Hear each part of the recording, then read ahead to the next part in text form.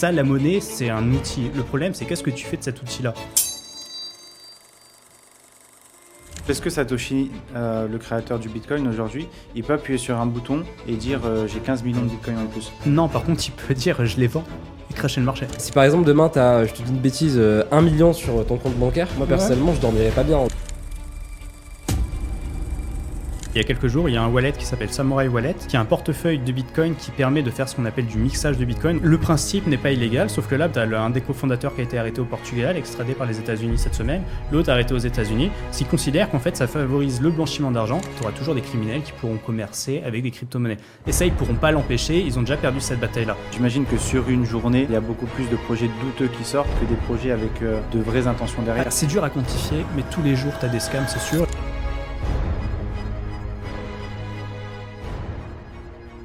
Bonjour à tous et à toutes, bienvenue sur ce nouvel épisode. Salut Maxime. Salut Maude. Salut Adrien. Salut les gars. Merci de nous honorer de ta présence. J'avais fait une vidéo sur YouTube où j'expliquais qu'on avait annulé le podcast, pas de la semaine dernière mais celui d'avant. Ouais. Et qu'on avait un super invité et que j'étais dégoûté de ne pas pouvoir faire l'épisode, mais du coup c'est fait. Ça va, on s'était fait le round 1 dans la voiture. On s'était fait le round 1 dans la voiture, dommage que ça n'a pas été filmé. Juste pour commencer, comme d'habitude, on va tirer la personne qui a gagné. Donc chaque semaine, on offre 100 €. On prend quelqu'un au hasard dans les commentaires et on lui file 100 balles. La seule condition, c'est on va donner un mot-clé dans l'épisode. Il faudra le mettre dans les commentaires. Et vous gagnez 100 €. Je crois qu'on devrait même rajouter des conditions, aimer, partager, ça va venir. Pour l'instant, on est sympa, donc profitez-en, mais au fur et à mesure, ça va augmenter. Donc la personne qui gagne, c'est quelqu'un qui nous dit l'environnement est très important, je compte m'installer à Dubaï en plus. J'espère voir Mouad dans le prochain épisode. C'est pas pour ça que je l'ai sélectionné. C'est ça, ouais. Et c'est Motive-nous, je crois que c'est ça le nom. Donc on mettra le texte juste en dessous de la vidéo. Écoute, Adrien, comme je le disais, merci beaucoup de nous honorer de ta présence. Je suis hyper content de t'avoir sur le podcast. T'es l'une des personnes, franchement, que j'ai rencontrées sur Dubaï, que j'ai trouvé la plus solide dans plein de thématiques différentes, avec une culture générale qui est incroyable. Donc je suis hyper content et je pense que l'épisode va être incroyable, il va y avoir pas mal de valeurs. Ce que je te propose pour démarrer, c'est peut-être que tu puisses te présenter, expliquer un petit peu toi ce que tu fais ici, etc. Et puis, Ok, succinctement, alors je vais essayer de pas aller... Ok, donc je m'appelle Adrien, je suis de base développeur informatique de formation. Donc j'ai fait des études d'informatique, avant de ça j'avais fait des études de droit et depuis 2 ans et demi, 3 ans, je suis entrepreneur dans le Web3 et j'ai une boîte de consulting donc en Web3 depuis 2 ans et demi à peu près. Ok. Globalement c'est ça. Et j'interviens surtout dans tout ce qui est GameFi, donc les jeux Web3, la finance décentralisée. Ok. Et petite question, quand tu donnes tous ces éléments-là, tu penses que la plupart des gens comprennent un peu ce nouveau monde, la Web3, le défi, ce genre de choses? Je t'aurais dit, il y a 2-3 ans que les gens comprenaient rien. Et maintenant, tu as 2 écoles de personnes. Tu as des gens qui vont comprendre directement, qui vont voir à peu près parce qu'ils ont entendu parler du Bitcoin, parce qu'ils ont entendu parler du NFT il y a 2 ans. Donc, il y a des gens comme ça qui comprennent à peu près. Donc, ils vont dire, ouais, c'est cool. Et après, tu as d'autres gens qui vont comprendre. Donc, généralement, les gens comprennent, ils savent de quoi tu parles. Tu leur dis Web3, enfin, Web3, peut-être pas trop, mais tu leur dis blockchain, crypto, ils comprennent. Tu as des gens qui vont dire trop bien, j'ai investi, je connais à peu près. Et tu as des gens qui vont dire, c'est du scam, mais c'est n'importe quoi, mais les NFT, ça sert à rien. Donc, en soirée, quand tu te balades, tu as toujours le Jean Roulou qui va dire, non, mais tu participes à l'exploitation, tu as plein de trucs comme ça. Mais globalement, j'ai l'impression, du moins, que la plupart des gens comprennent à peu près. Enfin, du moins, dans les gens que je fréquente. Après, je pense qu'il y a plein de gens qui comprennent pas ou qui connaissent pas du tout. Mais globalement, moi, dans les gens que je rencontre, que ce soit en soirée ou dans la vie de tous les jours, ils voient à peu près ce que c'est. Ils comprennent pas forcément les usages, mais au moins, ils connaissent un peu globalement le concept. Même s'ils comprennent pas forcément les usages. Il y en a, ils connaissent le nom de Bitcoin. Ils disent, ouais, c'est une sorte de monnaie Internet, une monnaie numérique. Et ils comprennent pas ce que c'est, ils savent pas ce que c'est, ils savent rien derrière. Ils savent juste le mot Bitcoin parce qu'ils en ont entendu sur TF1, parce que le coiffeur en a parlé, parce que je ne sais qui. Ok. Avant, donc tu étais développeur dans le Web 2, c'est ça? C'est ça, ouais. En fait, je travaillais pour une école d'informatique qui s'appelle École 42 à Paris. Ouais. Donc, je travaillais dans l'équipe pédagogique de l'École 42 et ouais. Trop stylé. Et c'est quoi? Est-ce que tu peux définir aussi, peut-être, c'est quoi la différence du coup entre le Web 2 et le Web 3? Qu'est-ce que ça veut dire? Je pense qu'avant même de parler de Web 2, Web 3, il faut même remonter au Web 1. Donc en gros, pour vous dire, Internet, c'est le réseau qu'on connaît aujourd'hui. Donc le Web 1, c'était un site Internet où en fait, quand vous consultiez un site, il n'y avait pas d'interaction. Ça veut dire vous arrivez par exemple sur un blog, sur une page, l'information est présentée, vous n'interagissez pas avec la personne. Okay. Donc ça, c'était le Web 1. Web 2, c'est l'avènement des réseaux sociaux. C'est on interagit directement, c'est l'ère de Facebook, l'ère de Twitter, d'Instagram. C'est vous êtes créateur de contenu, vous interagissez directement avec votre communauté. Donc il y a cette verticale là, où c'est vertical au Web 3. c'est une évolution parallèle du Web 2, donc c'est pareil, il y a toujours ce côté communautaire, sauf qu'au lieu que ce soit horizontal avec, on va dire, l'influenceur qui gère le compte et qui a la communauté en dessous, ça va être plus égalitaire. Donc ça va être plein de micro-communautés qui vont être reliées entre elles de manière décentralisée. Et en fait, le Web 3, en fait, c'est... Moi, j'aime pas le mot Web 3 parce que c'est pas vraiment, ça n'existe pas vraiment. En fait, le Web 3, c'est un Web 2.5, on va dire, où c'est juste une évolution parallèle décentralisée du web. Donc ça utilise les mêmes technologies JavaScript principalement. Tu communiques derrière, au lieu d'avoir une base de données sur ton serveur comme le Web 2, la base de données, en fait, ça va être dans la blockchain, donc ça va être une base de données décentralisée. Donc la différence, elle est là, c'est qu'au lieu que tu aies un Google, Amazon qui détient des serveurs, qui met toute ta data sur AWS chez Amazon, au lieu que ta data elle soit chez Amazon, elle est décentralisée sur plein d'ordinateurs, plein de nœuds d'ordinateurs. Ça s'appelle des pairs. Okay. Globalement, la différence, elle est là. Elle est dans le côté, OK, l'architecture, est-ce qu'elle est centralisée Web 2 ou est-ce qu'elle est décentralisée Web 3 ? Okay. Mais globalement, c'est la même chose, à part ce... D'accord. C'est super intéressant ce que tu dis. J'ai envie d'ouvrir une parenthèse pour la communauté. Là, vous ne vous rendez pas compte, mais on a un invité d'exception, en fait. C'est vraiment quelqu'un qui est calé dans son domaine, dans son sujet. Donc, vraiment, restez attentifs parce que c'est quelque chose dont on en parle de plus en plus, le Web3, ouais. Blockchain, crypto. Donc, on n'en pratiquement pas au début parce que la crypto, ça fait quand même un petit moment que c'est sorti. Mais pour tous ceux qui veulent découvrir ce monde-là, on va en parler de plus en plus, de toute façon, dans les années à venir, ça c'est certain. C'est ça. Vraiment, restez sur cette vidéo parce qu'on a un invité d'exception. Encore merci Adrien pour ta présence. Et si je dis des bêtises, ne me tuez pas. Non, des fois, avec le truc, le débit, ça peut arriver qu'il y ait des approximations, mais le but, c'est aussi de rester quand même, que vous compreniez. Non, des fois, je vais un peu schématiser. Franchement, je pense pas, parce que tu vois, moi, par exemple, ce qui fait que je me suis intéressé au Web3, justement, c'est un petit peu tout ce monde-là de la crypto-monnaie et le fait de... Tu vois, de gagner de l'argent facilement et rapidement. C'est le casino. Exactement. Et en fait, ce qui se passe, c'est que tu investis un petit peu en crypto-monnaie. Des fois, tu fais des x5, des fois, sur des vraiment, c'est du casino. Hein, c'est sur des coups de chance. Et j'ai commencé à me dire, mais attends, mais comment c'est possible que je mette de l'argent dans un truc qui n'existe pas et que ça me rapporte de l'argent. Et de là, j'ai commencé à me renseigner sur ce que c'est que la blockchain, ce que c'est que le Web3, etc. Et je me suis dit, mais en fait, c'est une dinguerie. En fait, c'est pas juste gagner de l'argent sur une crypto-monnaie, parce que la plupart des gens aujourd'hui, c'est ce qu'ils voient. Et aussi en partie à cause de tous ces influenceurs-là qui vont t'inviter dans leur canal Telegram, etc., tu vois. Mais la réalité, c'est que derrière, c'est ultra profond, en fait, la blockchain. C'est le fait de pouvoir en fait, avoir le contrôle, en tout cas, beaucoup plus de contrôle sur son argent, le fait de pouvoir avoir le contrôle sur les transactions que tu vas faire. C'est ce que t'expliquais, c'est ce truc-là de décentraliser. C'est-à-dire qu'aujourd'hui, par exemple, moi, si demain, je dois te faire un virement ou que je dois te faire un virement, Maxime, il y a un intermédiaire qui est une banque, tu vois. C'est ça. Et elle peut bloquer ton virement. Et cette banque-là va accepter ou va refuser le virement ou elle peut bloquer les fonds. Enfin, bref, c'est des choses qui me sont déjà arrivées et qui potentiellement sont déjà arrivées à des personnes qui nous écoutent. Dans le Web3, il n'y a pas d'intermédiaire, en fait. Tu vois, c'est telle adresse a envoyé tant de montant à telle adresse et ça se fait de manière quasiment instantanée. Et c'est parce que les gens, je pense, ils vont se tromper entre la personne qui envoie, entre le messager, on va dire, ils vont pas comprendre le message. Ils vont se dire, OK, la crypto, on peut faire de l'argent, c'est du casino, c'est du scam, machin. Mais parce qu'en fait, ils s'arrêtent sur une utilité, un cas d'usage. C'est vrai qu'il y a un cas d'usage qui est financier, il y a un cas d'usage qui est casino, il y a des cas d'usage pour tracer des produits. Et en fait, ils oublient que de base, la technologie elle-même, elle est séparée des cas d'usage. Tu peux utiliser un couteau pour couper ta viande, cas d'usage 1, mais tu peux utiliser un couteau pour planter quelqu'un. Je dis pas qu'il faut pas planter quelqu'un, tu vois. Mais est-ce que tu vas, quand tu achètes ton couteau, c'est pas toi, enfin, quand tu crées la personne qui crée le couteau, elle a créé le couteau pour manger, pour peut-être faire la guerre, pour plein de choses.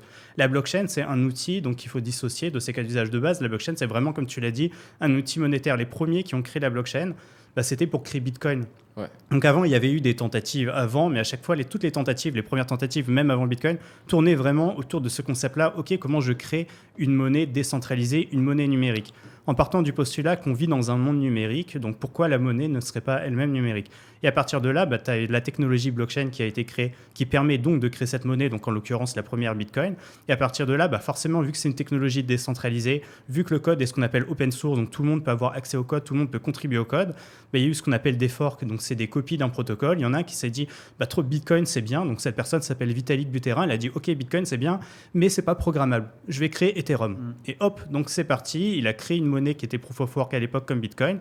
Mais la différence avec Bitcoin, c'est que tu peux créer des smart contracts, donc tu peux créer de la programmabilité, tu peux créer des algorithmes dans le réseau pour faire des contrats qui vont dire OK, aujourd'hui, Mouad, tu t'es marié, très bien, on va écrire un smart contract dans la blockchain qui va dire que si demain tu décèdes ou vous divorcez, une personne tierce a le droit d'appeler ce contrat-là et l'argent sera réparti directement. sera marqué dans le contrat, c'est immutable, c'est inscrit sur la blockchain. Et la personne qui pourrait définir, ça peut être un notaire, comme c'est le cas en France, mais demain, ça pourrait être, je sais pas, par exemple, tes parents, tu leur dis, OK, vous avez une clé, et si demain je décède, uniquement vous pourrez appliquer ce contrat, pourrez exécuter la transaction de ce contrat. Et ce qui est ouf, c'est qu'en fait, à partir du moment où le contrat est lancé, plus personne ne peut le modifier, plus personne ne peut le falsifier. Ça, c'est faux. En fait, Ok. dans la base, donc en Solidity, parce qu'en fait, souvent, quand on parle, on utilise le langage Solidity, qui est le langage d'Ethereum. C'est le langage le plus utilisé parce qu'Ethereum, c'est la plus grosse blockchain, et tous les layers 2 d'Ethereum, donc toutes les sous-blockchains, les couches 2 d'Ethereum, utilisent aussi Solidity, principalement. Donc en fait, en Solidity, de base, quand tu déploies un contrat, tu ne peux pas le modifier. Il est immutable, c'est vrai. Sauf qu'il y a des normes, donc il y a des fonctions qui s'appellent des proxys qui permettent d'updater des smart contracts. Donc il y a certains smart contracts que tu ne pourras jamais updater parce que ce ne sont pas des proxys, ils sont déployés une fois l'information et tu pourras jamais y toucher. Par exemple, globalement, la plupart des contrats NFT, la plupart des tokens ERC20, souvent tu ne peux pas les update, ils sont juste les mêmes coins, souvent c'est ça, c'est un contrat déployé. Et voilà, c'est fini, il est déployé. Si je suis toujours owner, donc la personne qui a déployé le contrat, si elle a toujours ses clés, elle peut faire ce qu'elle veut. S'il y a des fonctions prévues pour ça, elle peut faire ce qu'elle veut. Et souvent, ce que font les gens, c'est qu'ils renoncent à cet ownership. Et à partir de là, il est déployé, plus personne ne peut le stopper. Comme le Bitcoin, finalement. Ouais, mais le Bitcoin, c'est encore... on peut en parler après, ouais. Et ça, c'est pour le côté smart contract. Mais par contre, tu as des fonctions donc, pour les développeurs pour permettre d'updater ce smart contract. Ça veut dire si demain, par exemple, tu lances un jeu, tu lances une application, je sais pas, on parlait de jeux d'argent, tu lances un casino en ligne, blockchain, je sais pas quoi, forcément, tu as envie qu'au fur et à mesure que ton produit grandisse, tu puisses l'updater. Bien sûr. Avec le problème du smart contract immutable, je peux pas l'updater, le problème, c'est que ton produit, si tu veux le refaire, tu es obligé de recopier toutes les données, donc tu es obligé de payer des frais de réseau. Parce qu'à chaque fois que tu veux faire une update, ça veut dire que tu redéploies tout à zéro, tu recopies les anciennes données dans les nouvelles, et c'est impossible à faire. Donc il y a des méthodes qui s'appellent des proxys qui permettent d'updater certains smart contracts. Il faut que le développeur l'évolue. Il y a énormément d'autres contrats qui ne sont pas updatables. Mais il faut faire la différence. Il y en a qui pensent que tous les contrats ne sont pas updatables, ce qui n'est pas le cas. Ok. Est-ce qu'on peut revenir un petit peu sur les quelques cas d'usage qu'il peut y avoir? Parce que du coup, moi le premier, en réalité, il y a encore de ça quelques temps, pour moi, la blockchain, c'était les cryptos. Gagner de l'argent facilement, rapidement, sans rien faire. Et envoyer de l'argent à Maxime, tu vois, sans que personne me saoule et me demande d'où vient cet argent, etc. C'est quoi les autres cas d'usage? Tu as parlé de jeux. Tu as parlé par exemple de contrats de mariage, etc. C'est quoi un petit peu les cas dont on peut se servir aujourd'hui grâce à la blockchain et peut-être même dans un futur proche, selon ta vision, qu'est-ce qu'on pourrait faire grâce à cette technologie-là? Est-ce que juste avant ça, je suis désolé, je te coupe moi, est-ce qu'on pourrait revenir un peu sur le contexte? Tu nous as parlé de Web 1, Web 2, Web 3. Ouais. Est-ce que tu as un petit peu les dates en tête pour resituer tous ceux qui nous écoutent? Quand est-ce que le Web 1 a été créé, le Web 2, le Web 3 et puis la blockchain, quand est-ce que ça a commencé et où on en est aujourd'hui? On va dire le Web 1, c'est de 90 à l'avènement de Facebook. On va dire aller à 2005, 90, 2005. Okay. Donc cette période-là, ou même début des GAFA, donc 2005 jusqu'aux réseaux sociaux. Okay. Le Web 2, c'est tout le web actuel. C'est c'est ça, c'est le web qu'on utilise aujourd'hui. Et le Web 3, ça a commencé pareil dans les années 2000. Parce que même dans les années 90 déjà, il y avait déjà des projets, je crois que c'est en 1998 ou 97, il faudra fact-checker, où il y a eu BitGold, qui était une tentative déjà de Bitcoin. Il y avait Hashcash, qui est un protocole de Proof of Work, le premier qui est utilisé dans le Bitcoin. En fait, tout ça, c'est des technologies qu'on appelle peer-to-peer, qui existent depuis les années 90. D'accord. Donc la blockchain, c'est pas une technologie, elle est révolutionnaire dans le sens de l'adoption, où la technologie commence à être mature, où tout le monde peut l'utiliser aujourd'hui, mais les concepts derrière, c'est les concepts les mêmes que quand tu télécharges en peer-to-peer. Ou un peu plus poussés, là je schématise, donc c'est des technologies qui ont plus de 20 ans. Bitcoin, ça a été créé en 2008, mais Bitcoin, c'est plus de 10 ans de recherche avant. Il y a eu plusieurs tentatives avant. Les gens qui ont créé Bitcoin, ou du moins qui ont participé, qui ont contribué au début, parce qu'on ne connaît pas Satoshi Nakamoto, le créateur de Bitcoin, mais on sait qui a travaillé avec lui. Et dans les gens qui ont travaillé avec lui, c'est des gens, ça faisait 10, 15 ans, qui travaillaient déjà sur des théories. Et en fait, Satoshi, il a assemblé plein de travail, donc de plein de cryptographes, de crypto-anarchistes qui travaillaient donc sur des protocoles pour créer, pas forcément des monnaies décentralisées, mais qui créent des usages peer-to-peer. Et en fait, ils se sont dit, à partir de ces usages-là qui existent, ces technologies qui existent, comment je vais créer ma monnaie décentralisée? D'accord. Donc c'est vraiment une évolution parallèle à Internet. Ouais. En fait, c'est plus Internet, c'est centralisé. Donc on va dire surtout depuis le Web 2, plus Internet s'est centralisé dans les GAFAM, plus en contrepartie, il y a eu des gens qui ont fait de la recherche et qui ont développé des solutions, elles, décentralisées. Aujourd'hui, par exemple, la méthode de piratage numéro 1, c'est le torrent. Le torrent, je ne sais pas si vous connaissez, c'est télécharger en torrent. En fait, c'est télécharger en... Vous n'avez jamais utilisé The Pirate Bay et Non, mais j'avais utilisé, je crois, un truc uTorrent, c'est ça. Ouais, c'est en gros, le torrent, c'est quand tu télécharges un fichier, au lieu d'aller sur Mega Upload comme à l'époque, Mega... Upbox ou un fichier ou machin, quand tu télécharges sur ces trucs-là, c'est centralisé. Donc en fait, tu vas sur le serveur de Mega Upload à l'époque, tu vas sur le serveur d'infichier.com, tu dis ok, bah là il y a une personne qui a uploadé un fichier sur ce serveur-là, et toi quand tu télécharges directement de ce serveur-là. Si ce serveur veut supprimer le contenu parce qu'il est piraté ou parce que je sais pas, c'est un livre qui est politiquement pas accepté dans ton pays ou quoi que ce soit, le serveur supprime, la donnée est perdue. En torrent, quand tu télécharges un fichier, en fait, tu télécharges sur les personnes qui possèdent le fichier, les pires, ça s'appelle. Donc, ça veut dire que si aujourd'hui, je vais sur un site de téléchargement légal ou pas et que je télécharge un film ou une série, pendant que je télécharge, les parties que j'ai déjà téléchargées du fichier, je vais aussi les partager à une autre personne qui les télécharge. Les gens qui ont téléchargé ce fichier, tant que l'ordinateur est allumé ou que le serveur tourne, ils font ce qu'on appelle du seed. En fait, ils laissent leur serveur tourner et toi, quand tu veux télécharger, tu te connectes à tous ces réseaux de pairs en fait, et tu vas télécharger des bouts de fichiers à chacun. Ce qui fait qu'en fait, c'est incensurable. Incroyable. Ça tourne depuis 20 ans et en fait, c'est le... en France, par exemple, c'est ce que Adobe interdit. En France, tu peux télécharger sur un serveur, ils ne savent pas ce que c'est un truc en direct. Par contre, le torrent, c'est ça qu'ils ne veulent pas, les fichiers piratés, quand ils te chopent avec Adobe, c'est en torrent. Ce qu'ils peuvent regarder parce que c'est public, mais par contre, c'est incensurable. Donc, tu peux faire tomber un site, mais les gens, tant qu'ils ont le fichier sur leur ordinateur, ils pourront toujours le repartager. Ça veut dire que si tu fais fermer le site, un nouveau va rouvrir. Ils auront juste à relancer le partage sur le nouveau et c'est reparti. Donc ça, c'est déjà du Web3 en fait. C'est déjà du Web3. Mais en fait, le Web3, c'est... On appelle le Web3, en fait, c'est un mot fourre-tout. Web3, c'est blockchain, crypto, métaverse, plein de choses. En fait, c'est juste un web décentralisé. Et le web décentralisé, ça n'a pas été inventé avec le Web3 ou Bitcoin. Ça existait déjà avec le peer-to-peer. Parce que Bitcoin, c'est un réseau peer-to-peer. C'est pareil, c'est quand tu fais une transaction du réseau, c'est plein de... C'est ça, c'est qui va valider. Il y a plein de mineurs en compétition qui vont valider. Quand tu te connectes au réseau Bitcoin, il y a des nœuds. Et en fait, il y a plein de nœuds qui communiquent entre eux. Des nœuds, en fait, c'est plein de réseaux séparés. Donc c'est exactement le même principe. Juste pour revenir sur le téléchargement de fichiers, je me souviens comme moi quand j'étais jeune, je téléchargeais des musiques YouTube directement sur mon téléphone. Donc ça, c'est quel type de téléchargement ? Web 2. Parce qu'en fait, souvent quand tu télécharges sur YouTube, c'est sur les serveurs de YouTube. Ce qu'il faut savoir, c'est en fait quand tu regardes une vidéo YouTube, c'est en pré-cache dans ton navigateur Internet. Ça veut dire qu'en fait, tu peux demander à ton navigateur Internet de le télécharger. Donc, il y a des extensions qui permettent de le faire. Il y a des sites, pour ceux qui ne savent pas qu'il y a des extensions, où tu mets le lien et ça va télécharger. Parce qu'en fait, pour que tu puisses lire la vidéo chez toi en streaming, ça veut dire qu'à un moment, le serveur, donc Netflix par exemple, ou YouTube, l'envoie sur ton ordi. Ça veut dire que théoriquement, tu as des gens, par exemple, quand ils vont sur les sites de téléchargement, au moment où une série est mise sur Netflix, avec une extension, tu peux télécharger aussi. Parce que si on te le stream, ça veut dire que tu le reçois sur ton ordi. D'accord. Donc à partir de là, le flux, tu peux télécharger directement du serveur. Mais ça, c'est du Web 2. Web 3, tu as des équivalents de YouTube, peer-to-peer. Par exemple, tu as PeerTube, qui est un truc qui doit avoir au moins 10 ans, voire plus, qui permet d'uploader des vidéos YouTube, pareil, en peer-to-peer. Et quand tu regardes ta vidéo, il faut que tu as des gens qui ont un ordi allumé ou un serveur et qui l'hébergent. Et hop, directement, eux, ils vont t'envoyer le flux et tu vas pouvoir regarder ta vidéo. D'accord. Et ça, c'est incensurable. Parce que c'est décentralisé. Et la blockchain, ça a vraiment été créé pour ça. En fait, c'était vraiment ce qu'on appelle en anglais censorship resistant. Donc, c'est vraiment résistant à la censure. Et quand ils ont voulu créer Bitcoin, leur but, c'était un réseau qui soit incensurable. Ouais. Donc, eux, en l'occurrence, c'était monétaire. Et après, ils pensaient déjà à des cas d'usage comme Ethereum, des smart contracts, des choses. Parce qu'à l'époque, ça existait déjà, les smart contracts. Le concept existait déjà avant même la création de Bitcoin. Ils se sont dit, OK, on a un réseau, on veut qu'il soit censure résistant, comment on fait ? Et là, ils ont vu ce qui marchait déjà, le torrent, et ils se sont dit, OK, on va appliquer la même sur notre infrastructure qu'on va appeler blockchain, qui est juste en fait une sorte de base de données décentralisée que tu peux pas censurer. Moi, demain, je vais chez toi, je coupe tes serveurs. Par exemple, je saisis tes serveurs, c'est fini. Tes serveurs, si je les efface parce que je suis un gouvernement, parce que je sais pas, ton logement prend feu et que tu n'as pas fait de sauvegarde parce que c'est chez toi sur des baies vitrées, tu n'as plus rien. Là, c'est décentralisé, j'interroge une base de données qui est hébergée sur des milliers de machines. Voire plus. Parce qu'en fait, c'est tous les nœuds du réseau qui hébergent une partie du réseau. Donc, à partir de là, si tu as 10 000 nœuds dans ton réseau, il faudrait que tu éteignes les 10 000 machines une à une. Sachant que tant qu'il y en a une qui tourne, tu auras toujours accès à l'information. Et ce qui fait que c'est infalsifiable aussi, c'est que chaque bloc, en gros, contient un numéro.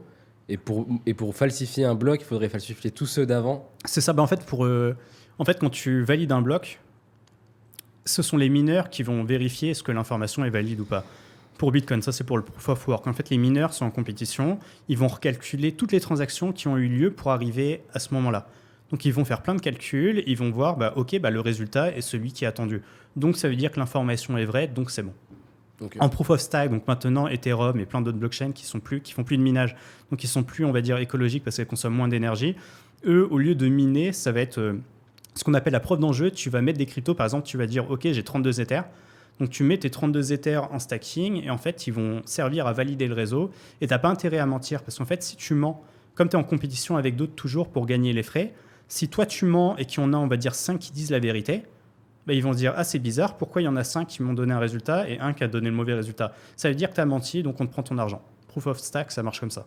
Ok. Donc en fait, tu n'as pas intérêt à mentir. Toi, si tu veux gagner des frais du réseau, tu dois dire la vérité. Parce que si tu mens, de toute façon, vu que les autres, ils ont intérêt à dire la vérité, tu te fais avoir. Et dans Bitcoin, quand tu revenais, tu disais « Ouais, en fait, ils appellent ça l'attaque 51%, que si tu avais assez de puissance de calcul pour avoir la majorité du réseau, là, tu pourrais mentir. Parce que tu pourrais dire, en fait, c'est moi qui dis la vérité, et d'un coup, le mensonge devient vérité, et vice-versa. Ouais, j'ai déjà vu ça. Sauf que ça, c'est en théorie. En pratique, c'est impossible. Parce que déjà, ça coûte trop cher. Ça voudrait dire qu'il faudrait que tu dépenses des milliards pour acheter énormément d'usines de minage. Ça veut dire que si d'un coup, un acteur commençait à acheter énormément de machines de minage, commençait à acheter des industries, commençait à avoir énormément de puissance de calcul, avec la blockchain, vu que c'est transparent, ça se verrait. Ouais. Donc en fait, tu verrais le problème arriver de loin, longtemps avant. Tu aurais le temps de l'anticiper pour se dire, s'il y a un problème, on change le réseau, on le fork. Comme ça, eux, on veut plus de leur puissance de calcul, on les sort du réseau. Donc ça, c'est possible. Donc l'attaque, elle n'aurait même pas lieu. Et même si elle avait lieu, ça n'aurait aucun sens, parce qu'en fait, ça coûte tellement cher à mettre en place que de toute façon, T'as aucun intérêt à le faire. aucun intérêt, parce que tu perdrais ton argent. Donc ça veut dire si tu dépenses des dizaines, des centaines de milliards pour attaquer le réseau, mais qu'à la fin, bah, tu les as juste perdus parce que, ok, tu as détruit le réseau, mais le réseau, il peut survivre sans toi. Donc déjà, il peut faire un fork, donc il peut faire une mise à jour. Une fourchette, ça s'appelle, et prendre un autre chemin et toi te virer et dire bah, ton Bitcoin, il vaut plus rien. On fait un nouveau Bitcoin. Tu utilises le même réseau sans toi et là, tu as perdu. Tu te retrouves donc maître d'un réseau qui t'a coûté des dizaines de milliards qui vaut plus rien. Ok. Donc ça, en fait, c'est dans les faits, en théorie, oui, tu peux faire cette attaque. En pratique, c'est trop tard. Ouais. En pratique, en fait, à l'époque, elle aurait pu avoir lieu quand il y avait eu le scandale de Wikileaks. Donc je crois que c'était en 2011 ou 2012, ou je ne sais pas si vous connaissez. Non, ça me dit rien. Wikileaks, en gros, c'est le média donc, de Julian Assange. Julian Assange, c'est un journaliste australien qui publiait donc un média donc, qui était principalement hébergé sur le darknet et en fait qui permettait donc à des responsables américains, à des responsables, des personnes qui travaillaient dans le renseignement, elles envoyaient donc des sources anonymes, des journalistes lui envoyaient des documents confidentiels. Wikileaks, donc les journalistes de Wikileaks, ils lisaient ces sources, ils triaient, ils publiaient des articles. Donc ils avaient révélé énormément de crimes de guerre des Américains en Irak, par exemple des bombardements sur des civils, des massacres de civils, des faits politiques, plein de choses. Et en fait, les Américains, ils avaient voulu donc censurer les paiements de Wikileaks. Donc Wikileaks avait été l'un des premiers réseaux à utiliser Bitcoin. Donc comme système de paiement, donc là c'était 2011 ou 2012. Donc on remonte dans le temps. Et à l'époque, tu avais donc sur le forum de Bitcoin, donc qui s'appelle Bitcoin Talk, tu avais Satoshi en personne qui avait dit attention, il faudrait éviter de ne pas utiliser Bitcoin maintenant, parce qu'en fait, si on se fait attaquer aujourd'hui le réseau, il est mort, c'est ça. Il n'était pas assez fort, il serait mort. Sauf que coup de chance, les Américains à l'époque, ils ne connaissaient pas vraiment, ils ne comprenaient pas ce qu'il y avait derrière, il n'y a jamais eu d'attaque, mais maintenant c'est trop tard. Donc il y aurait eu un coche à l'époque où le réseau aurait pu tomber parce qu'il n'était pas assez puissant pour résister à une censure d'un gouvernement comme les États-Unis. Aujourd'hui, les États-Unis, ils peuvent rien censurer. Ils peuvent t'obliger à donner ta carte d'identité. Ils peuvent obliger des prestataires de paiement, des entreprises licenciées à dire on refuse les paiements en Bitcoin. Ça, ils pourraient. Mais par contre, ils ne pourraient pas empêcher toi, moi, de m'envoyer du Bitcoin, moi, de t'en envoyer. Mais ils peuvent pas. Le truc, c'est que, en fait, ce que je comprends pas, c'est que le Bitcoin aujourd'hui, ou n'importe quelle crypto-monnaie, elle dépend toujours de l'euro ou du dollar ou de n'importe quelle devise. Puisque si tu veux recharger en crypto à un moment donné, à moins que tu mines, mais même en minant, tu vas payer des factures d'électricité en euros, en dollars. Mais comment tu peux convertir, en fait, comment tu peux avoir de la crypto si tu passes pas par un truc comme Binance, par exemple, si tu recharges pas à un moment donné avec ta carte de crédit, tu vois? Ok, deux questions dans une. Déjà, pour le côté monétaire, j'ai envie de te dire, c'est pareil pour le dollar. C'est aujourd'hui, le dollar, il est adossé à quoi? L'euro à quoi? À rien. Avant, non, jusqu'aux accords de Bretton Woods, c'était adossé donc, au pétrole, à l'or. Tu avais l'or, le pétrole. Maintenant, c'est adossé à quoi? C'est adossé à des dettes. Donc, tu adosses de la dette. Ta monnaie, en fait, c'est du papier qui vaut spécialement pas grand-chose.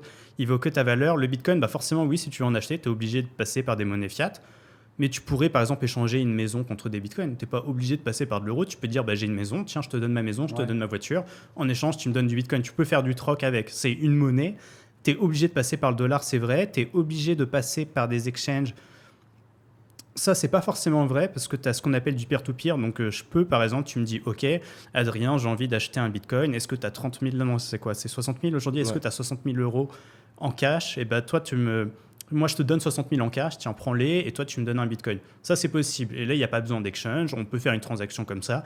L'État ne le saura jamais. Pour l'instant, ce n'est pas illégal, donc on pourrait le faire, du moins selon les pays.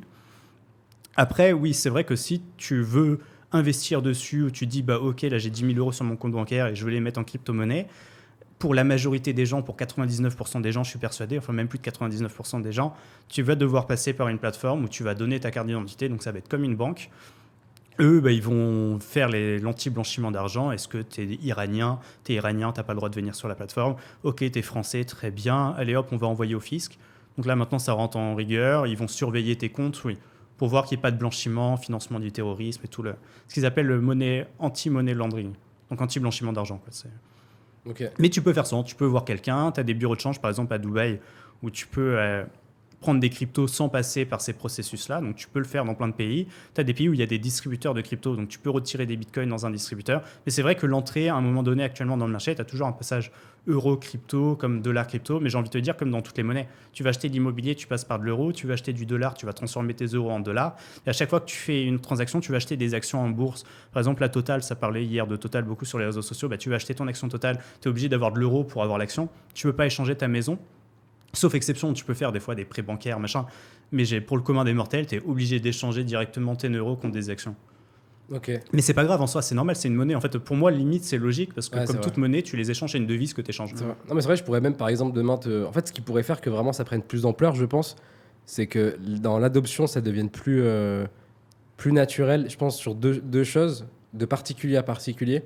Par exemple, que demain, si je te dois de l'argent, je te le donne en crypto, que si tu achètes un téléphone Tu sur me rends le. un service, je te paye en crypto. Exactement, ça c'est la première chose. Et la deuxième chose, je pense, c'est vraiment dans le domaine du B2, enfin, que les entreprises en fait acceptent le paiement en crypto. Tu vois, là, typiquement, on est dans un studio de podcast, sur le site web directement, tu as le wallet, etc. Et que tu puisses en fait simplement envoyer de l'argent. Et là, en fait, ça deviendrait une vraie Ça monnaie, commence quoi. déjà. Il y a plein, là, comme tu dis, le studio de podcast. Moi, par exemple, dans ma boîte de conseil, on accepte les paiements en crypto. Il y a énormément de services. Tu peux payer des billets d'avion en crypto. Tu as un site qui s'appelle Travala. Tu peux booker comme Booking. C'est exactement la même chose que Booking.com. Donc, mais en crypto. Tu peux payer en fiat et en crypto. Donc, tu peux prendre tes billets d'avion, tes chambres d'hôtel. Tu as des sites pour acheter, par exemple, des cartes cadeaux Carrefour. Donc, tu peux faire plein de choses. Tu as des cartes bleues où tu peux payer en crypto. Donc, tu as de la crypto sur ta carte bleue. Et en fait, ça va être pareil. À chaque fois que tu vas payer. Donc la personne qui reçoit, elle va pas recevoir de la crypto directement, elle va recevoir du cash, de l'euro ou du dollar ou ce que tu veux. Mais par contre, au moment où tu vas payer, en fait, ta crypto elle va être vendue au prix du marché et elle va être transformée en euros, machin, et tu vas pouvoir payer comme ça. Ouais. Donc tu as déjà énormément, tu as des pays où en fait quand tu payes, tu montes juste ton QR code, un peu comme Lydia ou machin, tu montes ton QR code et hop, la personne elle t'envoie de l'argent comme ça. Ok. Donc, tu as déjà des trucs, c'est juste que nous, en Occident, surtout en France, en fait, dans les pays qui n'ont pas vraiment. On a de l'inflation, mais on va dire que l'inflation, elle reste maîtrisée, entre guillemets. On a des banques centrales qui sont fortes, on a des économies qui sont fortes. Donc, on n'a pas de très gros problèmes monétaires, ce qui fait que du jour au lendemain, on va dire en un mois, ta monnaie, elle va perdre 50%, elle va être divisée par 2, par 3. On n'a pas ce problème de se dire, OK, si je garde mon argent aujourd'hui sur mon compte bancaire, demain, il vaudra plus rien, il vaudra de moitié. Ça, on n'a pas ce problème-là. Donc, en France et en Occident en général, en fait, on utilise moins les cryptos pour ce côté financier et plus pour le côté casino parce qu'on n'a pas besoin. Par contre, tu vas parler à des Turcs, tu vas parler à des Argentins, tu vas en Turquie, tu as la crypto qui est acceptée dans quasiment tous les commerces à Istanbul. Parce qu'en fait, leur monnaie, elle se fait tellement Défoncé. Ouais. défoncer, Ouais, d'évaluer. on va le dire dévaluer, voilà, on va le dire poliment, que ils n'ont pas le choix. En fait, je parlais, au début de l'année, j'étais au Portugal, je parlais à un couple d'Argentins qui, eux, sont partis d'Argentine au Portugal parce que le niveau de vie en Argentine était en train de s'effondrer. Ils nous disaient que là-bas, les crypto-monnaies, c'est normal. Et on était dans une table, il y avait plein de gens qui étaient anti-crypto, qui étaient plutôt à gauche et qui étaient totalement anti-crypto, en mode c'est capitaliste, machin. Et eux, ils étaient en mode ok, très bien, c'est gentil, mais nous, moi, demain, je touche mon salaire en Argentine. Si je le passe pas en stablecoin ou que je le mets pas en immobilier ou quoi que ce soit, ou en dollars, c'est fini. Mon salaire, là, dans une semaine, ça se trouve, il aurait été divisé par 2. Ils peuvent l'échanger contre du dollar. Il y en a qui disent oui, mais tu n'as pas besoin des cryptos parce que tu peux acheter du dollar. C'est vrai, mais il faut que ta banque le permette. Toutes les banques ne le permettent pas. Les gouvernements, des fois, peuvent dire ok, vous n'avez plus le droit de vendre, par exemple, comme au Nigeria, votre Naira, qui est la monnaie locale, contre du dollar. Donc les gens font comment à ce moment-là? Mais ils se tournent vers des plateformes comme Binance, des plateformes crypto, des gens peer-to-peer qui disent ok, là, moi, je te vends du stablecoin contre de ta monnaie. Donc, tu as vraiment ce cas d'usage-là que chez nous, c'est plus le côté spéculation, le côté, comme tu m'as demandé tout à l'heure, à quoi ça sert. Mais il y a le côté, ok, tu crées une entreprise, tu vas dire, je veux de la transparence, je veux, tracer des produits, je vais utiliser la blockchain pour avoir une meilleure traçabilité. Un cas d'usage. Je vais utiliser la blockchain pour maintenant le truc des IA pour dire, OK, est-ce qu'un contenu est un vrai contenu créé par un humain ou est-ce qu'il est créé par une IA? Pour certifier, entre guillemets, un peu un label Made in Human. Ouais. Genre, t'as le Made in France, ça se trouve demain, tu auras le Made in Human. D'ailleurs, tu commences déjà, même sur des contenus où des fois ils disent c'est labellisé, créé par un IA, machin. En fait, là, tu as des cas d'usage comme ça où tu peux dire, mais ça, c'est un cas d'usage technique. Il faut vraiment différencier la techno en mode qu'est-ce qu'on en fait du côté purement monétaire qui est un cas d'usage parmi d'autres. Exactement. Et après, dans les cas d'usage, c'est compliqué. L'immobilier, tout ce qui est tokenisation, tout ce qui est action, ou même maintenant, ils se disent, bah, OK, on a des actions, mais les actions aujourd'hui, quand tu achètes une action, tu as plein de brokers différents. Donc, tu as des courtiers, tu vas acheter un courtier, tu as des organismes derrière qui certifient que c'est bien des vraies actions. C'est eux qui gèrent tous les échanges de transactions, alors que si c'était tokenisé par la blockchain, c'est comme l'équivalent d'un NFT, quoi. C'est OK, tu achètes ton truc, tu le reçois dans ton wallet, tu le revends, il va dans le wallet de l'autre, et tu n'as plus tous les tiers de confiance, donc toutes les personnes qui vont gérer les transactions à ta place pour prendre des frais de 1 et pour gérer le truc. Et la blockchain, en fait, ça a vraiment été créé pour ça. C'est comme c'est décentralisé, c'est on supprime le tiers de confiance. C'est vraiment ça, le cœur du truc, c'est plus de tiers de confiance. Ça veut dire si demain je me marie, pourquoi j'aurais besoin d'un notaire pour certifier que le contrat de mariage, c'est ça? Ça peut être directement de toi à moi, et le tiers de confiance, en fait, il est décentralisé, c'est la blockchain. En fait, la blockchain, c'est des centaines, voire même des milliers de personnes qui valident le truc, c'est ça? C'est ça. Mais en fait, l'idée, c'est que tu n'as plus besoin d'un humain, un juge qui va dire C'est OK, c'est ça, qui va appliquer, qui va cliquer sur le bouton. Parce qu'en fait, tu n'as plus besoin de lui, le bouton, il est programmable. Il va cliquer tout seul. Tu peux mettre des conditions pour dire OK, comment je déclenche si je meurs, par exemple, comment la blockchain va savoir que je suis mort? C'est vrai, elle ne va pas savoir. Donc, tu as des gens qui vont travailler sur des solutions. Tu peux dire OK, il y aura une personne tierce. Là, pour le coup, tu as un tiers ou 2 personnes tierces, et si les 2 elles sont d'accord, ça exécute la transaction, mais tu n'as plus besoin du notaire qui va vérifier le contrat, alors que le contrat, il existe déjà, et tu n'as pas besoin d'un notaire pour dire « Ok, j'ai besoin de faire ça ». Incroyable. Ça ne va pas arriver de suite, parce que forcément, les notaires, ils n'ont pas envie de perdre leur travail, il y a plein de problématiques juridiques derrière, faut que ce soit il y a plein de normes françaises, donc il faut normer tout ça, mais globalement, en théorie, en fait, la blockchain, c'est vraiment « Ok, je supprime le tiers, je t'envoie de l'argent », pourquoi? Quand j'envoie de l'argent à quelqu'un par PayPal, ça fait moi, ma banque, potentiellement Visa, Mastercard si je paye par une carte Mastercard, PayPal, et après, PayPal à toi. Et non, PayPal à ton compte bancaire. Parce qu'en fait, c'est pas toi qui détiens ton argent, c'est ta banque. Exactement. Et pourquoi tous ces intermédiaires? Et chaque intermédiaire, en fait, eux, ils se prennent des frais. Exactement. Donc toi, tu payes des frais PayPal. Quand tu payes par carte bleue, tu vois pas les frais souvent, parce qu'en fait, ça rentre dans les frais que tu payes déjà de ta banque. Mais en fait, c'est pareil, c'est pas gratuit, c'est le réseau Mastercard, il faut des gens pour le payer. Souvent, quand tu vas chez un commerçant, c'est pas toi qui payes, c'est le commerçant. Donc lui, on va dire à chaque transaction, je sais pas, il paye 10 centimes pour toi de frais. En fait, tout ça, c'est à plein d'intermédiaires qui, eux, prennent des frais, alors qu'avec la blockchain, le principe, c'est on n'a pas besoin de ces intermédiaires-là. C'est ton argent, tes clés. Donc c'est toi qui détiens tes clés, ton mot de passe. Ton mot de passe, il permet d'accéder à ton portefeuille. C'est toi qui gères ton portefeuille. Ça veut dire si tu le perds, c'est ta faute. La philosophie, c'est vraiment ça. Si tu le perds, tant pis pour toi. Par contre, tu le possèdes vraiment. Ça veut dire que l'État va pas le prendre, ta banque va pas le prendre. C'est toi qui possèdes ta monnaie. Tu n'as plus besoin de banque. En fait, ça sert à rien parce que tu détiens ton portefeuille. Ouais. Et tu parlais du côté monétaire. Est-ce qu'on peut dire que la crypto est plus éthique que la monnaie fiduciaire, dans le sens où, par exemple, pendant le Covid, on sait que les banques centrales européennes ont sorti la planche à billets, donc elles ont créé de l'argent qui ne vaut rien en soi. Est-ce que, de ce côté-là, la crypto-monnaie est plus éthique? Je ne pense pas qu'on puisse parler d'éthique, même sur les banques centrales, parce qu'en fait, la monnaie, c'est un outil. Ce que font les banques centrales, c'est autre chose.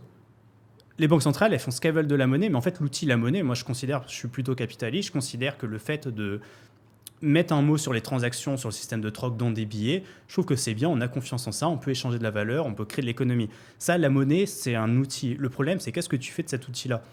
Et c'est vrai que le problème des banques centrales, donc des monnaies fluidiciaires comme l'euro, le dollar, enfin toutes les monnaies fluidiciaires d'ailleurs, c'est que les banques centrales, elles font ce qu'elles veulent. T'élis pas les gens qui gèrent la banque centrale, toi t'élis tes politiciens, par exemple en l'occurrence là c'est la Banque Centrale Européenne qui décide, donc que Macron il soit pour ou contre, il n'a pas son mot à dire, c'est même pas lui qui prend la décision, c'est l'Union Européenne au-dessus. Donc en fait t'as même plus ce pouvoir-là, c'est même plus ce pouvoir démocratique-là sur ta monnaie, parce qu'en fait ta monnaie, l'euro il t'appartient pas, c'est la Banque Centrale qui décide pour les taux et tout, et s'ils font n'importe quoi, tu subis. Ils créent de l'inflation, c'est toi qui payes la facture de l'inflation.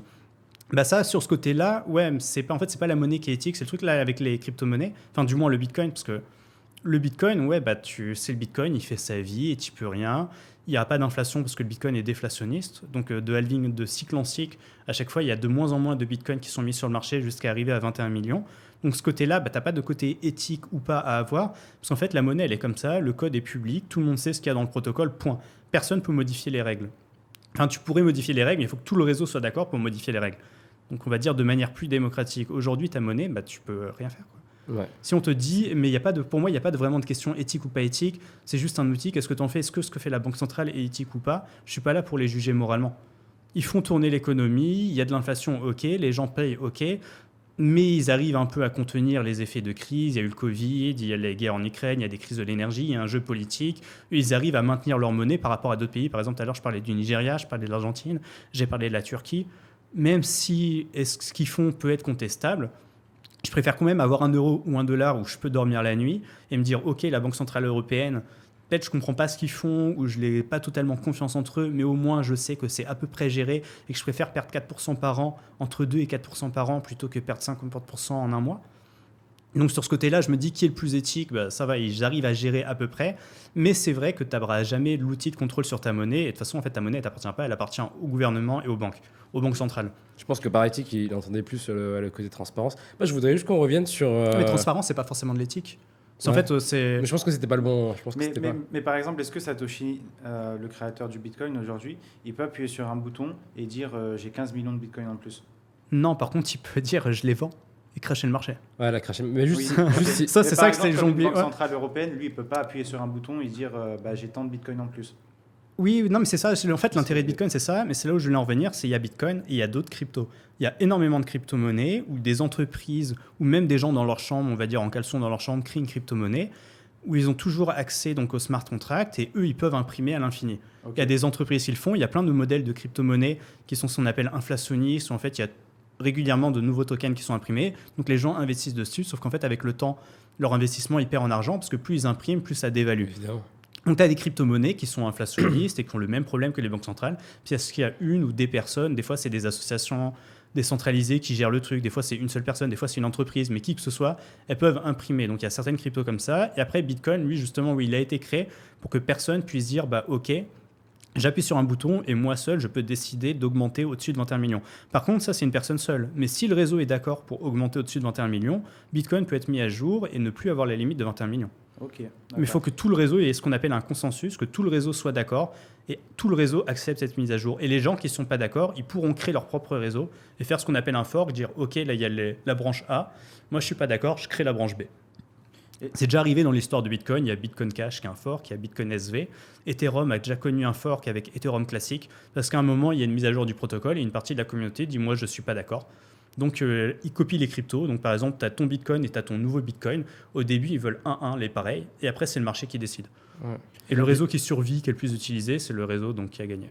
Et la Je- plupart des cryptos qui sont connus aujourd'hui, comme Bitcoin, Solana, Ethereum, c'est des cryptos qui, comme tu disais, avec un smart contract où le propriétaire peut imprimer à l'infini, ou ce smart contract où on ne peut pas imprimer à l'infini. Juste Mais en, attends, fait, Maxime, il faut différencier de la crypto comme Solana et Ether.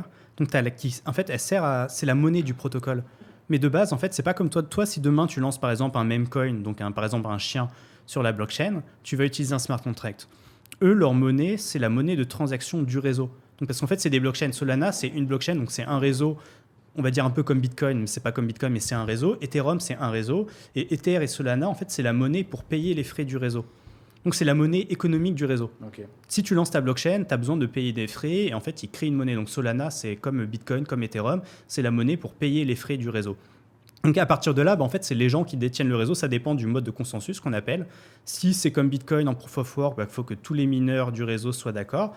Pour Solana, c'est en proof of stack, donc c'est tous les détenteurs de Solana. En stacking, tous les gens qui ont des nœuds Solana qui pourront décider des mises à jour. Et souvent, en fait, c'est des entreprises derrière. Il y a une entreprise, c'est elle qui décide. Ethereum, c'est pareil. Il y a l'Ethereum Foundation. En fait, c'est l'Ethereum Foundation qui a créé les règles d'Ether Ok. et qui ont changé parce qu'à l'époque, Ether était proof of work. Donc, comme Bitcoin, il fallait miner et maintenant, il est proof of stack. Depuis 1 an, un peu moins, je ne sais plus. Parce que les règles ont changé, le réseau était d'accord, les gens, les utilisateurs du réseau étaient d'accord, donc il y a eu une mise à jour. Ils pourraient changer les règles et rendre comme ils veulent. Mais c'est pas pareil que toi qui crées ta crypto-monnaie sur leur réseau. Parce qu'en fait, la plupart des jetons, quand on parle de crypto en général, les gens font pas la différence entre la monnaie d'une blockchain, donc la crypto native à la blockchain, et toutes les crypto-monnaies qui sont hébergées dessus, qui sont en fait que des smart contracts.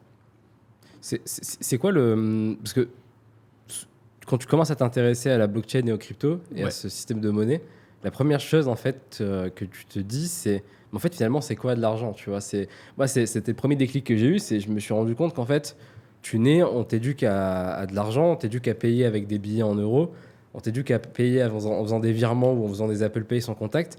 Mais à aucun moment donné de ta vie, je pense que c'est le cas de 90% des gens aujourd'hui, remettent en question ce que c'est. Et en fait, qu'est-ce que ça vaut? C'est quoi un billet? Pourquoi ça vaut tant?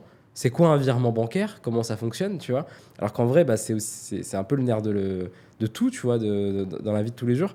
Est-ce que tu peux, voilà, avec des mots, En fait, sur le vulgariser virement, un petit peu c'est quoi le système monétaire actuel? ouais, Tu vois je vais juste te répondre sur le virement bancaire. Par exemple, est-ce que tu sais comment on t'envoie un mail? Un mail? Ouais. Non, du Tu tout. t'en as rien à faire, t'as pas besoin de savoir. Ouais. Le virement, est-ce que tu as besoin? Est-ce que par exemple, c'est parce qu'en fait, il y en a plein qui voudraient que tout le monde comprenne le concept des blockchains. Mais en fait, qu'est-ce que tu en as à faire de ça, comprendre vraiment comment l'envoi fonctionne? Ce qu'il faut comprendre, c'est en fait les sous-jacents derrière, la philosophie derrière. Pour la monnaie, tu me demandes d'expliquer la monnaie, ça? Ouais, en gros, parce que de base, en fait, ça reposait sur. Donc à l'époque, c'était c'était du troc. Après, c'était à un moment donné, tu avais même même des coquillages.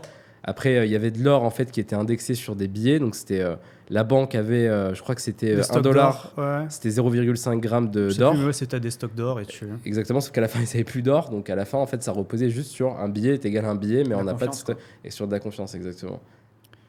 En fait, c'est dur d'expliquer la monnaie. En fait, la monnaie, c'est une méthode, bah, c'est un échange de confiance. En fait, c'est juste une norme qu'on a créée pour dire, OK, bah, ce truc-là, ce billet, bah, qui vaut rien, en fait, c'est juste un bout de papier. Limite, il vaut que ce qui coûte à faire. Donc, si ta feuille de papier, elle coûte 0,001 centime à créer, en fait, c'est le truc de base. Et ça, tu lui mets une valeur. C'est ce que tu veux échanger. Tu veux pas avoir à échanger des lingots d'or, c'est lourd, c'est pas pratique. Tu veux pas avoir à stocker des lingots d'or chez toi. Donc, en fait, c'est pour ça qu'il y a des banques qui ont été créées à la base pour éviter que tu te fasses voler chez toi, pour donner une stabilité, pour donner une sécurité. En fait, c'est un contrat social entre le gouvernement, entre les gens, entre eux, qui a toujours existé, parce qu'en fait, le troc, c'est la même chose. C'est si t'échange, on va dire, je t'échange une chaise contre, je sais pas, une PlayStation.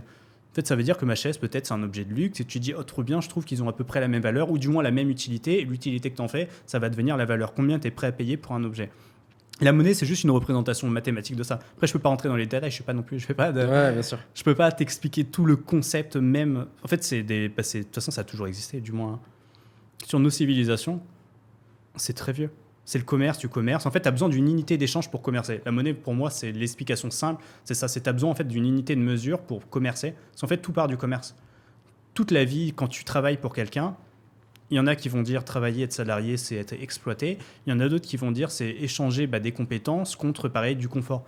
En fait, si tu vas vendre ton temps, tu vas vendre tes compétences contre du confort. Et en fait, tu as besoin d'une unité pour mesurer ça. La monnaie, c'est ça.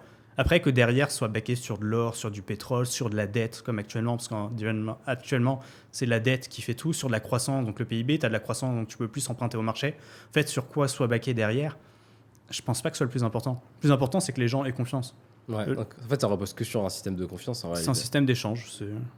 Ok. Aujourd'hui, c'est de la monnaie, ça se trouve, dans le futur, il n'y aura plus besoin, ou ça peut être... dans le modèle communiste, c'est le travail, ils échangent le travail, donc tu n'as pas de monnaie, mais en fait, tu as toujours en fait, quelque chose qui sert à dire que tu as fait plus que l'autre, ou que tu as le droit à ça. Et la monnaie, ça permet de quantifier ça. Ok.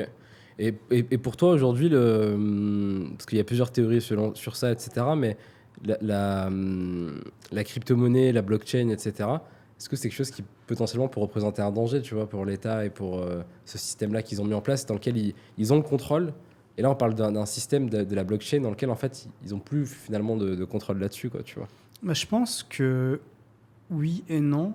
En fait, je pense que oui, dans le sens où en fait, l'État, si tu regardes vraiment l'histoire, tu t'aperçois que les États, ils perdent de plus en plus de pouvoir par rapport au privé. Les monnaies, c'est qu'une autre perte de pouvoir. Tu prends par exemple l'armée, ils ont encore le pouvoir militaire, mais petit à petit, tu as des milices privées dans des guerres, tu as des agents de sécurité, tu as des sociétés qui assurent un peu la police. Dans certains pays, les administrations, c'est privatisé, donc le privé a retiré ce pouvoir-là aux États. Le pouvoir monétaire, les crypto-monnaies, oui, un bitcoin, si je veux ne plus vivre en euros, aujourd'hui, je peux vivre avec du bitcoin, j'ai plus besoin forcément d'euros. Donc c'est un pouvoir en moins. Petit à petit, les États sont dépossédés de leur pouvoir par des entreprises privées.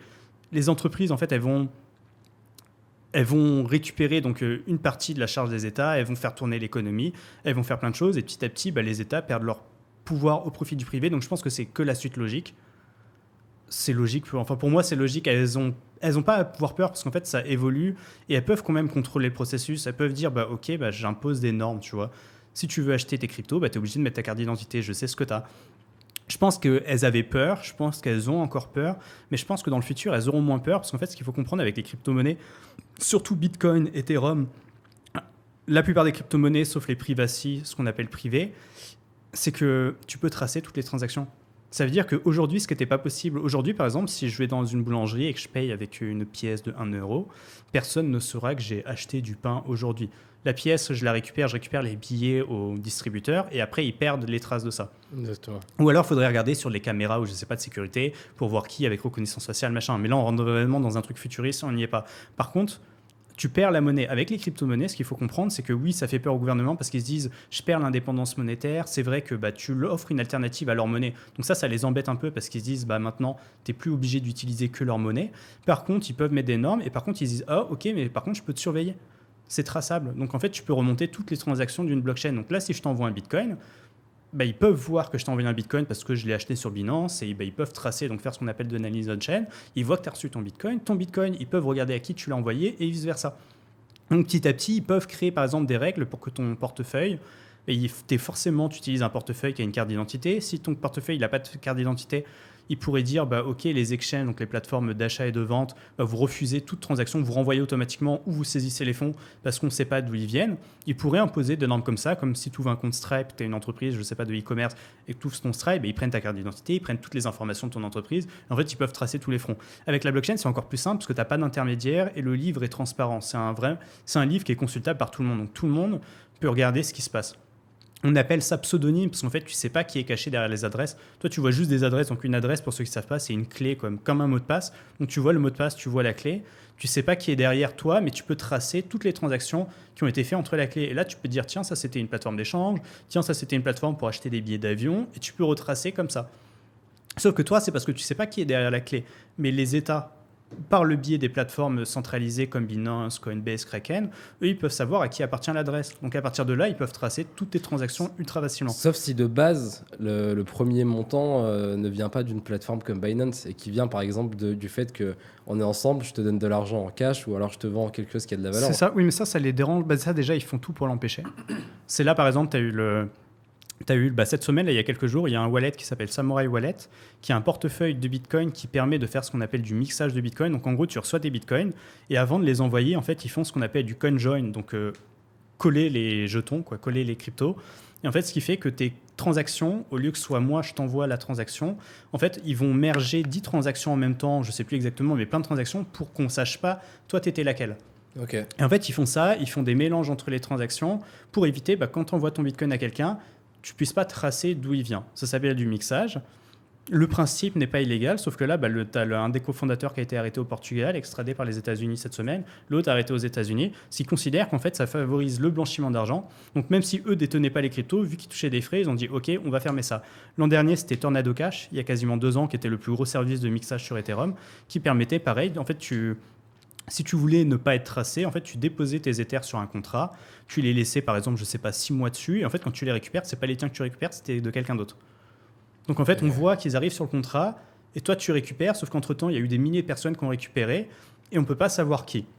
Tu as des méthodes pour savoir, parce que je sais pas si tu déposes 100 Ethers et que tu en retires 100 sur la même adresse, ou que ça vient dans la même adresse, ils vont se dire, tiens, combien de personnes ont retiré 100, et s'il n'y a qu'une personne qui a retiré 100, t'es cramé, tu vois. Mais s'il y a 10 000 personnes qui ont retiré 100 Ethers sur les 6 mois, ça veut dire que tu as une chance sur 10 000 que ce soit toi. Donc ça masque les trucs. Ça, maintenant, ça devient illégal, du moins aux États-Unis, ils ont mis les développeurs en prison, ils les poursuivent en justice. Donc pour ces alternatives-là, donc ça va être la même chose, ça va être le peer-to-peer. Il y a Local Bitcoin qui était la plateforme depuis très longtemps, qui permettait d'acheter du Bitcoin en peer-to-peer via Internet, qui a été fermée. Enfin, ils l'ont fermé eux-mêmes, mais ils l'ont fermé, je pense, pour des raisons de régulation. Donc, petit à petit, ils resserrent la vis, mais ça reste minoritaire. Il y a quelques personnes qui le font, mais la majorité des gens passent par les plateformes d'échange et ont déjà leur carte d'identité. Donc, ça fait moins peur. Et ça amène aux monnaies, donc à la blockchain, où les banques centrales, elles se sont dit, trop bien. Les crypto-monnaies, ok, on n'aime pas, c'est pour le terrorisme. Donc ça, c'est ce qu'ils disent dans le discours. Derrière, ils se sont dit, tiens, mais la blockchain, c'est intéressant. Donc maintenant, là, moi qui imprime mon argent, moi qui suis une banque centrale, je pourrais créer ma propre crypto-monnaie, donc de banque centrale, c'est ce qu'on appelle une CBDC, et dire, ok, aujourd'hui, la banque centrale, elle imprime, elle envoie l'argent, mais après, elle n'a plus vraiment le contrôle sur la monnaie déjà en circulation. Elle ne peut pas retirer de la monnaie qui est déjà en circulation. Et si elle a dans ses réserves, elle peut brûler l'argent dans ses réserves. Donc, elle peut toucher à ses réserves. Par contre, toi, une fois que tu as le billet dans tes mains, elle ne peut plus rien faire dessus. Et c'est là où justement elles se disent, avec la blockchain, donc ok, elles en avaient peur, mais maintenant elles commencent à comprendre que la technologie derrière peut être utile et peut servir leurs intérêts comme toute technologie. En fait, une technologie, si tu l'utilises bien, ça peut te desservir ou te servir. Et là, en l'occurrence, le truc, c'est de se dire, ok, une monnaie numérique de banque centrale, l'euro numérique, par exemple, donc le projet en cours, en Chine, il y a déjà l'Yuan numérique, au Nigeria, il y a déjà le Nira numérique. Donc, c'est pas du truc théorique ou complotis ou machin, c'est déjà des trucs qui sont mis en place. D'ici à 2030, pour l'euro numérique, s'il n'y a pas de retard. Et donc, c'est dans le projet Europe 2030. Et donc, l'euro numérique, c'est une monnaie ou une blockchain. Donc, ils auront leur blockchain privée, je pense, à eux. Et ils pourront contrôler la monnaie. Donc, au moment où la banque centrale, elle émet, s'il est sur ta banque, en fait, la banque centrale, elle pourra suivre la durée de vie d'une monnaie. Aujourd'hui, une pièce, c'est une unité monétaire dans une base de données. C'est si ta banque, elle dit que tu as 10 000, elle va envoyer 10 000 à un autre, un virement, machin, mais c'est que des chiffres. C'est ça. Tu peux pas tracer, tu n'as pas une pièce que tu peux tracer comme un billet qu'on se transmet de main en main. Avec l'euro numérique, c'est le même principe qu'un jeton de crypto-monnaie. C'est tu peux tracer la durée de vie de toute donc de ton euro. Donc, tu as 1 euro la numérique. J'envoie mon 1 euro à toi de wallet. Et en fait, ils pourront tracer toute la durée de vie. Et là, ils pourront savoir dans quel commerce ça a été payé, à quel moment, à quelle heure, machin. Et là, ils se sont dit, ok, ça faisait peur, mais en fait, tu peux contrôler ce qui fait peur.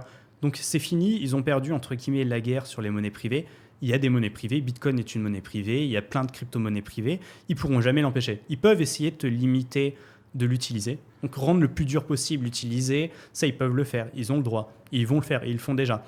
Par contre, ils ne pourront pas t'empêcher à un moment, même si ça devient criminel, tu auras toujours des criminels qui pourront commercer avec des crypto-monnaies. Et ça, ils ne pourront pas l'empêcher, ils ont déjà perdu cette bataille-là. Tu auras toujours des entreprises dans des paradis fiscaux, dans certains pays qui seront plus libres, qui diront, ok, nous on autorise de créer des boîtes dans ça, on autorise de créer des monnaies privées. Parce que c'est vraiment le concept de monnaie donc publique, monnaie d'État, de banque centrale, vs monnaie privée.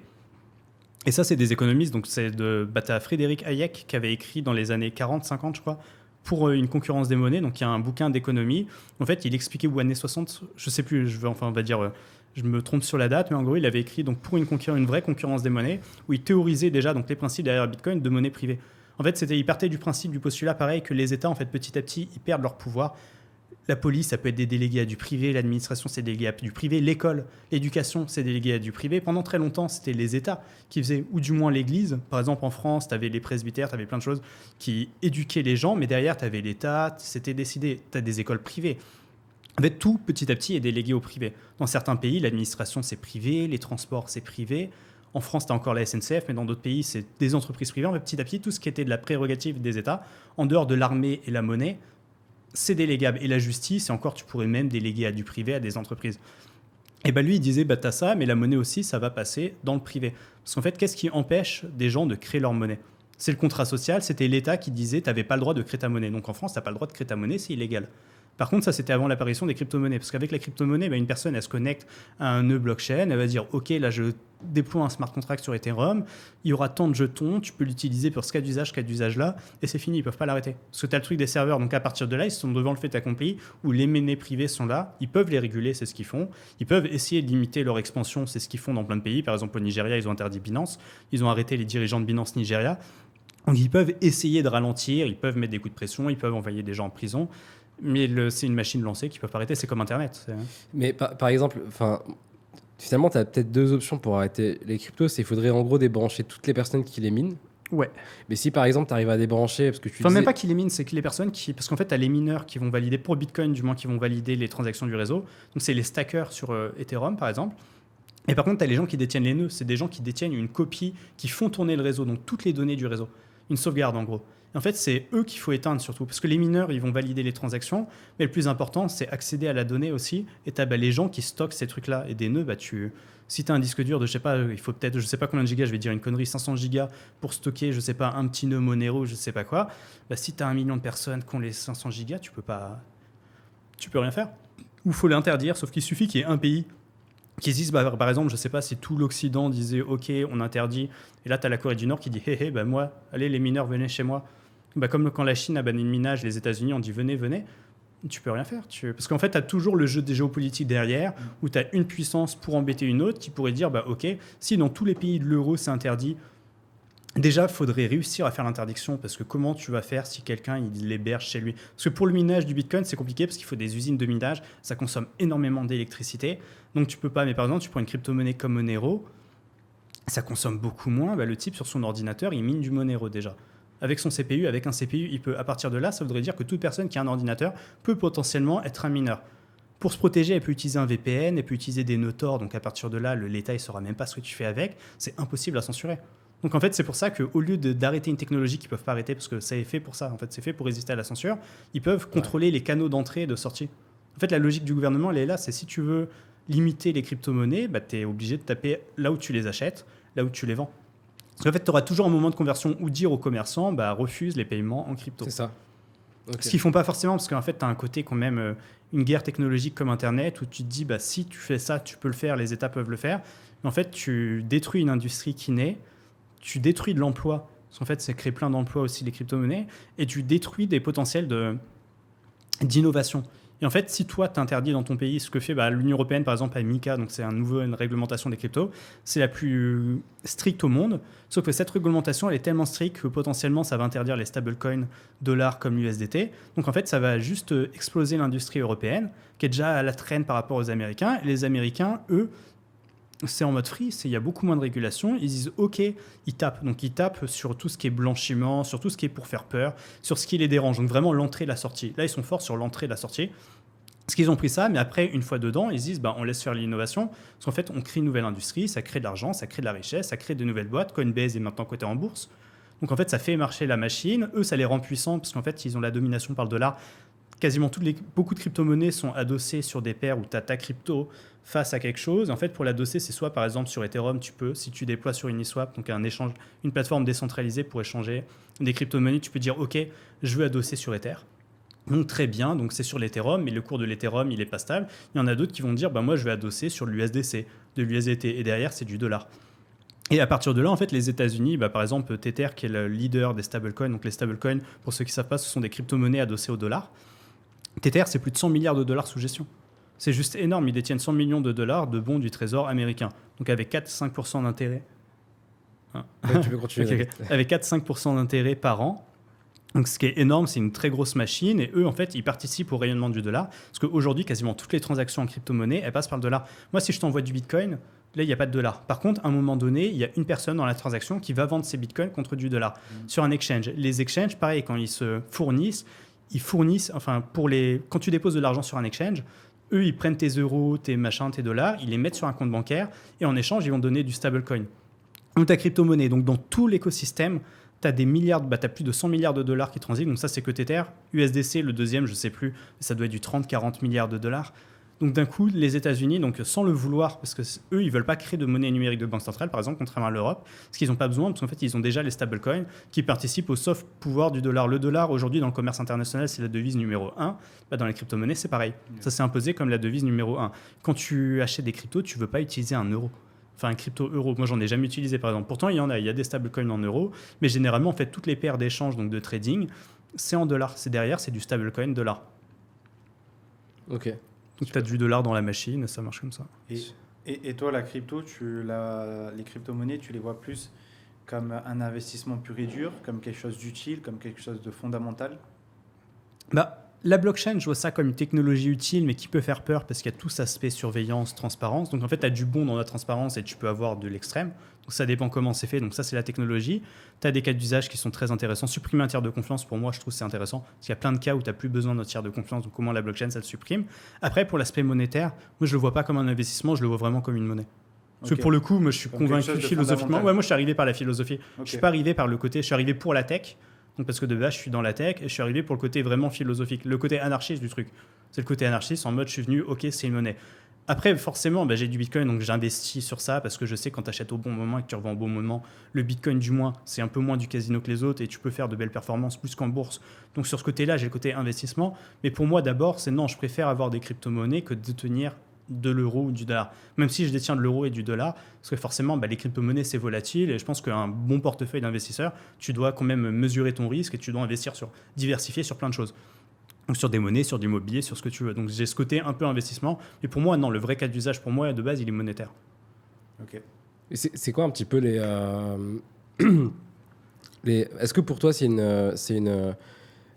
Enfin, je vais reformuler la question, ce sera peut-être plus clair.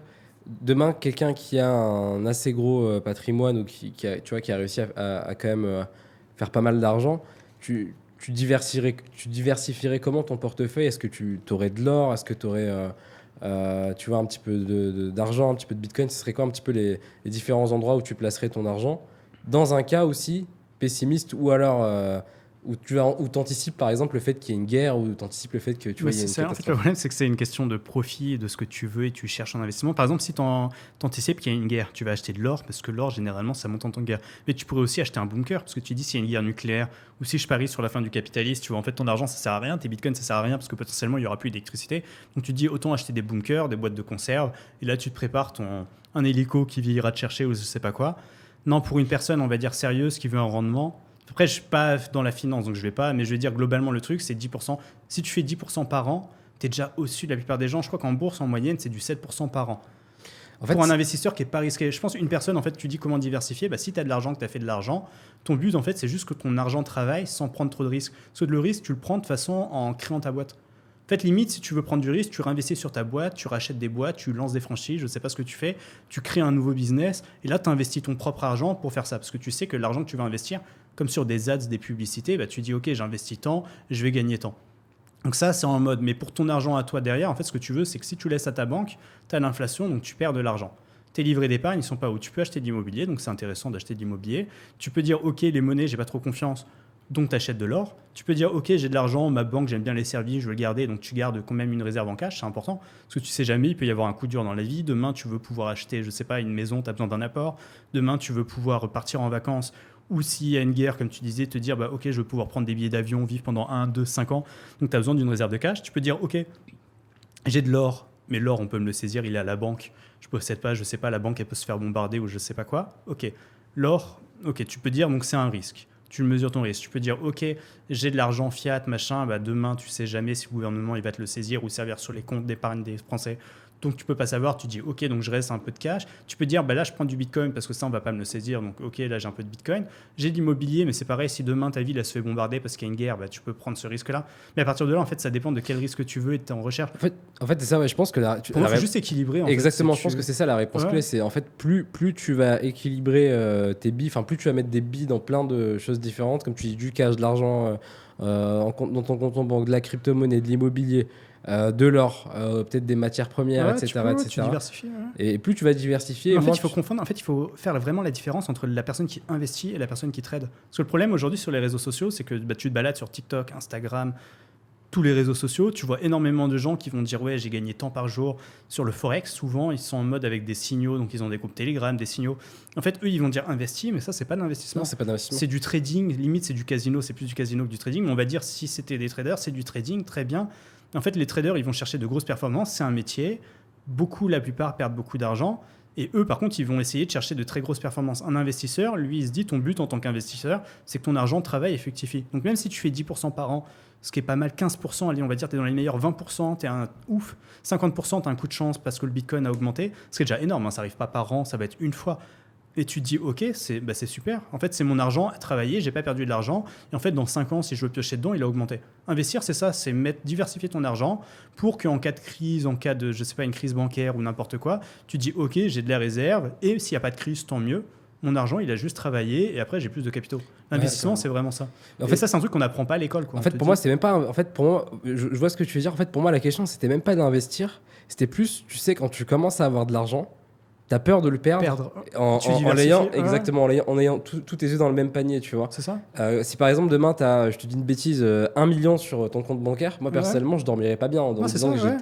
tout. Bah, par exemple, là, les Russes, pendant la guerre en Ukraine, avec les sanctions, il y a énormément ils appellent ça des oligarques, mais en fait des milliardaires russes qui ont investi de l'argent en France, en Europe, dans plein de pays européens. Et d'un coup, par exemple, s'ils avaient tout mis en immobilier en France, ils se le font saisir. Ouais. Donc d'un coup, du jour au lendemain, tes comptes bancaires saisis, ton argent saisi dans les banques européennes, tes biens immobiliers saisis, ton yacht, si tu as un yacht saisi. Après, c'est du cosmétique, tu vois. Je pense qu'ils ont ils sont diversifiés. Mais une personne qui aurait dit, OK, je fais confiance parce que l'Europe, c'est libéral, c'est la liberté, on va jamais me saisir, même en cas de truc, C'est ça. ils se sont fait avoir. Les personnes qui n'ont pas diversifié. Après, je pense que généralement, quand tu as de l'argent, tu le Oui. diversifies. Parce que le but, c'est vraiment ça, c'est que tu le mets dans plein de poches pour limiter les problèmes. Ok. Et si t'as qu'1 million, c'est bête de mettre sur ton compte bancaire, tu le divises. Par contre, une personne qui va garder 1 million sur le compte, c'est peut-être parce qu'elle en a 10. Ouais. Et là, en fait, ça fait que 10%, et 10% de cash, c'est pas déconnant. Généralement, on dit, je crois que c'est entre 7 et 10%. Généralement, c'est 7-8% qu'il faut de poche de cash et jusqu'à 10-12 maximum. Et ça, normalement, t'es bien. Et après, les gens, généralement, ils font ça, et le reste, ils investissent dans de l'immobilier. Parce que l'immobilier, c'est quand même, on va dire, un toit sur la tête, tout le monde en a besoin. Et ça, depuis des millénaires, donc c'est la base de tout. Exactement. L'or, tu peux en acheter de l'or papier, tu peux acheter du vrai or. Tu peux acheter du bitcoin, tu peux investir sur ce que tu veux, des devises par exemple. Tu dis j'ai pas confiance en l'euro, tu peux mettre en dollars, tu peux un peu répartir entre 2-3 devises, tu peux faire plein de trucs, tu peux investir sur des commerces. Parce que ça on pense pas, mais une personne qui a de l'argent c'est pareil en fait, investir sur des entreprises, faire marcher, faire tourner l'économie. Je trouve que c'est important, mais Ouais, carrément. Et tu sais ce qu'il disait Robert Kiyosaki, l'auteur de Père riche, Père pauvre à ce sujet, c'est que dans certains cas d'usage, lui il préférait ne pas diversifier, mais justement être expert dans un domaine pour prendre plus de risques et donc plus de rentabilité. Ouais, mais ça veut dire que tu pars du principe que tu investis sur toi-même, Et parce que tu as les compétences et tu sais ce que tu C'est ça. fais. Dans certains cas d'usage, lui c'est ce qu'il préfère. D'ailleurs, tu sais qu'il est en faillite apparemment, Ah ouais Robert Kiyosaki. Ouais. Ah bah ouais, il y a 10 réfères. Exactement. C'est quoi la différence un petit peu, une question que je me posais, c'est quoi la différence un petit peu entre, tu disais tout à l'heure, tout le monde peut lancer une crypto même en caleçon dans sa chambre, tu vois. Ouais. Et c'est vrai, tu as énormément de meme coins, de ce qu'on appelle des shitcoins Ouais, c'est ça, ouais. qui sortent. C'est quoi la différence fondamentale entre des vraies grosses cryptos comme Bitcoin, Ethereum, etc. et un Dogecoin ou un Shiba, tu vois? Si j'étais taquin, je dirais que la différence c'est le marketing. Ok. Mais non, en vrai, c'est. En fait, tu as vraiment la côté tech, donc un Bitcoin, Ethereum, machin, tu as une tech derrière qui a fait ses preuves. Bitcoin, c'est une vieille, on va dire, une plus vieille tech qu'Ethereum, mais c'est un truc qui les gens ont confiance. Maintenant, tu as des ETF de ça, tu as des institutions derrière, tu as des milliards, enfin, la plus grosse de la capitalisation du marché, 54%, là, j'ai regardé ce matin, du marché, c'est le Bitcoin, donc qui domine en capitalisation. Donc, tu as un cas d'usage qui est là sur le côté monétaire, le côté investissement en Bitcoin. Ethereum, c'est vraiment le Web3, entre guillemets, au sens large, c'est vraiment l'infrastructure décentralisée, privilégiée pour créer des contrats. Solana, c'est pareil, c'est une nouvelle infrastructure décentralisée. Donc ça, tu as vraiment ce côté tech où, en fait, Ether, qu'est-ce qui valorise Ether? C'est que toute la finance décentralisée sur Ethereum. Qu'est-ce qui valorise Solana? C'est que Solana, maintenant, c'est le deuxième derrière Ether en finance décentralisée, qu'ils ont énormément de volume, tu as des meme coins, tu as des conneries dessus, mais tu as de l'argent qui transite dessus. Donc en fait, la monnaie, elle a une utilité, il y a des frais de transaction du réseau qui sont payés, Ok. et parce qu'il y a une infra, il y a des teams derrière qui sont sérieuses, qui bossent, tu as ce côté tech-là. Le meme coin, c'est que du marketing et que de la communauté. C'est une personne qui lance un meme coin, bah, pourquoi le meme coin aurait de la valeur? Ce qui va lui donner la valeur, c'est ok, j'arrive à créer une communauté autour, je sais pas, d'un chien, d'achat, de je sais pas quoi. J'arrive à donner un sens. Ces gens-là, ils sont contents, ils rigolent, tu vois, ils veulent jouer au casino, mais tu as le côté où ils font partie d'une communauté aussi. Et en fait, bah là, la force de ce qui va faire que le projet va réussir ou pas, c'est ok, est-ce que je sais build d'une communauté, est-ce que je sais construire dessus? Et après, c'est que du marketing. Et même dans les blockchains, la plupart des gens, pourquoi ils utilisent Solana? Parce que Solana fait un bon marketing et que les frais sont moins chers qu'Ether. Mais en réalité, est-ce que techniquement Solana c'est mieux qu'Ether? Non, désolé, Ether, il n'y a jamais de bug. Solana, tous les 6 mois, la blockchain, elle est à l'arrêt. Ce qui n'est pas normal, parce que c'est pas censé être à l'arrêt. Ça veut dire que si toi, tu fais tourner des applications financières, est-ce que tu veux que pendant une journée, tes applications financières, elles ne tournent plus? Parce que ton infrastructure décentralisée qui est jamais censée s'arrêter, elle s'arrête. Ça n'a juste aucun sens, mais parce qu'il y a un bon marketing, parce qu'il y a une communauté, parce que les frais sont moins chers, parce qu'en fait, il y a énormément d'argent casino, donc à aller chercher, il y a énormément de tokens qui explosent, donc les gens se disent, ok, ça coûte pas cher en transaction. Parce que Ether, tu as beaucoup de tokens qui explosent aussi, mais ça coûte cher, tu vas payer peut-être 30, 40 balles un swap, un échange, alors que sur Solana, ça va te coûter même pas quelques centimes. Donc à partir de là, tu as ce côté marketing communautaire où les gens, en fait, ils vont être dogmatiques sur leur blockchain, ils vont se dire, ok, là, il y a Cardano, trop bien. Moi, j'ai jamais utilisé Cardano, par exemple. Mais tu as plein de gens, ils vont se dire, ouais, c'est trop bien, machin, parce qu'ils sont dans ces tech-là. Et après, sur chaque écosystème, selon le marketing à l'intérieur, tu as tout un écosystème sur chaque blockchain. Et en fait, bah, chaque blockchain a son propre écosystème. Ok. Mais qu'est-ce qui fait la différence à chaque fois? C'est le marketing, c'est les l'utilité investisseurs. aussi. C'est l'utilité aussi, peut-être, parce que tu prends un. Ouais, mais quelle est c'est l'utilité, le par projet exemple, de aussi, Solana peut-être, qui est par rapport à vendu derrière. Ethereum? T'as pas plus d'utilité, ils font la même chose. C'est plus entre, par exemple, tu vois, je sais pas moi, un Shiba et un Ether, tu vois. Ether Oui. qui a un projet, une vision, une utilité. Ça, c'est ce que je te dis, ouais, mais Ether, parce que tu as une vraie tech derrière, tu as une vraie Et équipe, ouais, un truc sérieux. partie tech. Ton Shiba, c'est un meme coin, c'est une communauté. Et après, qu'est-ce qui dit que Shiba, c'est mieux que Dogecoin? Et encore, Dogecoin, il y a même une technologie derrière, parce que Dogecoin, c'est un fork de Bitcoin. Donc, il y a une vraie blockchain derrière Ok. et tout. Donc, c'est même différent. On va dire un Dogecoin et un PP. En fait, c'est Ouais. juste, est-ce que ta communauté, elle est plus virale que l'autre? Qui fait le plus de mèmes? Après, beaucoup vont dire, ouais, les meme coins, c'est n'importe quoi, ça vaut rien et tout. Mais moi, je suis pas forcément d'accord, parce qu'en fait, on vit dans une économie de l'attention. Donc, ça veut dire qu'aujourd'hui, en fait, qu'est-ce qui fait que tu passes. Qu'est-ce qui fait la valeur Internet, la valeur numérique? Ça va être le temps que tu passes devant ton écran, les publicités que tu vas regarder. Ce qui va faire la valeur d'un réseau social, Par exemple, en France, tu as Bireal qui est valorisé énormément, mais ils n'ont pas de pub. Parce qu'en fait, c'est vraiment l'intention que tu arrives à capter à tes utilisateurs. C'est ça qui va faire l'argent. Parce que tu vas pouvoir vendre des pubs par la suite, tu vas pouvoir vendre des produits. Les meme coins, je pense que c'est une sorte de gamification un peu de mode casino de cette attention en version Web3. C'est OK. En fait, ils vont capter ton attention sur Twitter, sur les trucs. Tu vas faire partie d'une communauté. Et comme en fait, tu passes ton temps à faire des mèmes ou dans cette communauté-là, tu lui donnes une valeur donc que tu es prêt à investir dessus et tu es content et tu vas jouer. Et en fait, la valeur du meme coin, elle va être vraiment ça va représenter en fait la valeur que ton marketing va réussir à capter. Ok. Donc moi je le vois comme ça le meme coin. Mais après l'utilité est zéro, mais ça crée une communauté, ça crée de l'attention. En fait dans un monde où tout tourne autour de l'attention sur les réseaux sociaux, parce que souvent les meme coins, de toute façon les pubs c'est sur Twitter, c'est sur Instagram, c'est sur TikTok, les gens ils sont engagés dessus. Mais en fait c'est l'attention, c'est tant que leur truc arrive à capter de l'attention, il y aura des nouveaux investisseurs, il y aura des gens qui vont échanger, qui vont rigoler ensemble, en espérant des gains, parce que tu as aussi le côté financier où les gens veulent des gains. Et c'est tout. Donc tu as ce côté-là, attention. Donc pour moi, c'est pas que du vent en mode c'est juste un chien, haha, trop drôle. Ça pour moi, c'est vraiment le côté bête où on se dit on réfléchit pas derrière. Derrière, tu réfléchis, tu as ce côté attention, donc ok. Mais après, tangiblement, ça vaut rien. Ça vaut que ce que tu es prêt à lui donner. Mais c'est pareil, c'est ton euro, c'est pareil, c'est qu'est-ce que tu es prêt, quelle valeur tu lui donnes. Et techniquement, c'est quoi un petit peu la signification de market cap, liquidité, tu vois? Qu'est-ce que ça veut dire? Ok, market cap, donc c'est la capitalisation d'un marché. Par exemple, si j'ai 1 million je crée une crypto-monnaie, il y a 1 million de tokens. Donc on va dire comme 1 million d'euros et chaque token vaut 1 euro. Donc ça veut dire que mon market cap, donc ça fait 1 euro fois 1 million, il vaut 1 million. Ok. Mais par contre, la liquidité, c'est l'argent disponible pour échanger. Quand tu veux faire de l'achat et de la vente, en fait, si moi, je veux échanger la crypto-monnaie, bah, par exemple, tu veux acheter pour 1 euro, bah, en fait, il faut que dans ta pool de liquidité, donc dans une caisse, dans une valise, on va dire, de liquidité, bah, il y ait assez d'argent pour que toi, tu puisses acheter ou vendre 1. Et en fait, ce qui est important avec la liquidité, c'est souvent les gens, ils voient un market cap, ils vont se dire, par exemple, je sais pas, tu lances un token à $100, tu mets 1 milliard de tokens et d'un coup, ça te fait 100 milliards de market cap. Ce qui est énorme. Dès le lancement, par exemple. Non, parce qu'en fait, c'est là où le truc, en fait, c'est que faut que tu aies de la liquidité pour ton token. Parce qu'en fait, si tu lances un token mais qu'il n'y a pas de liquidité, personne ne va l'acheter, personne ne va pouvoir le vendre. Parce qu'en fait, quand tu lances un token, il faut que tu puisses l'échanger. De base, tu dois injecter de l'argent dedans, c'est ça? C'est ça, tu es obligé d'injecter de l'argent. Okay. Mais tu peux mettre 1 euro en liquidité, machin. Mais d'un coup, en fait, tu vas pas pouvoir trop l'échanger parce que si tu mets qu'1 euro en liquidité et que tu mets beaucoup de tokens, bah en fait, il suffit que tu achètes ou tu vends un token et d'un coup, ça va faire fois 1000%, fois 10 000%. Et la plateforme de trucs, elle va dire non, c'est impossible parce qu'en fait, ça fait trop d'impact sur le marché. En fait, plus tu as des liquidités, plus ça veut dire qu'il y a d'échanges, plus ça veut dire que des gens peuvent acheter pour beaucoup et vendre pour beaucoup. Un token, donc l'erreur, il y en a beaucoup, par exemple, quand ils parlent de trading sur Twitter, ils vont mettre des performances en mode ouais, mon token, il a fait 2000%, 3000% depuis mon call, machin. C'est super, mais en fait, ces gens-là, ils jouent avec peu d'argent parce que quand tu regardes dans les détails, la plupart du temps, il y a très peu de liquidité dans leur token. Donc ça veut dire que c'est vrai qu'il a fait une grosse performance. Par exemple, s'il a mis 10 euros, ça se trouve, il va sortir avec 100, avec 1000, machin, ce qui est déjà très bien. Il n'y a rien du tout.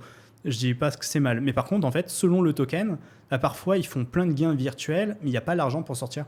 Donc tu peux pas sortir, en fait. C'est ça, tu peux pas. En fait, tu peux sortir que ce qu'il y a dans ta liquidité. Mais c'est pareil, si dans ta liquidité, on va dire, il y a 10 000, et que toi, parce que tu es un membre de la team ou parce que tu as acheté un token au début et qu'il a explosé, tu veux vendre pour plus de 10 000. Là, tu ne pourras pas vendre pour plus de 10 000. Et si tu vends pour les 10 000, en fait, tu vas vider les liquidités à toi tout seul. Donc, à la fin, tu ne vendras même pas les 10 000. Parce qu'en fait, plus tu vas vendre, plus ça va baisser la valeur de ton token. Parce que toi, tu as trop à vendre par rapport à la liquidité disponible. La liquidité, c'est vraiment l'arbitrage du marché. C'est pour que ton token, il ait de la valeur et pour qu'il puisse y avoir des échanges de nouveaux entrants, des sortants et que ça se régule entre l'offre et la demande, il faut qu'il y ait de la liquidité. Et en fait, quand tu lances une crypto, la liquidité, c'est primordial. Il faut des mécanismes qui remplissent la pool de liquidité. Sur les exchanges, de toute façon, c'est automatique. À chaque transaction, tu as un peu qui va en liquidité. Et puis, il y a du volume. Le volume, c'est des échanges d'achat et de vente. Plus la liquidité va augmenter. Et en fait, un token, par contre, c'est pareil. C'est plus la liquidité augmente, moins les gains sont hauts. Parce qu'en fait, petit à petit, ça va se réguler. Si tu as, par exemple, un token qui a 1 million de liquidité, un token qui a 50 000, enfin même en market cap, on va dire, un token qui a 10 000 de market cap, un token qui a 50 000, un token qui a 10 millions de market cap, un token qui a 100 millions, celui qui a 100 millions de market cap, pour arriver à 200 millions, pour faire un x2, il faut y aller. Parce que ça veut dire que tu as besoin qu'il y ait assez de liquidité injectée pour passer le market cap de 100 millions à 200 millions. Donc c'est pas beaucoup. Alors qu'un token qui passe de 10 000 à 1 million de market cap, c'est beaucoup plus simple.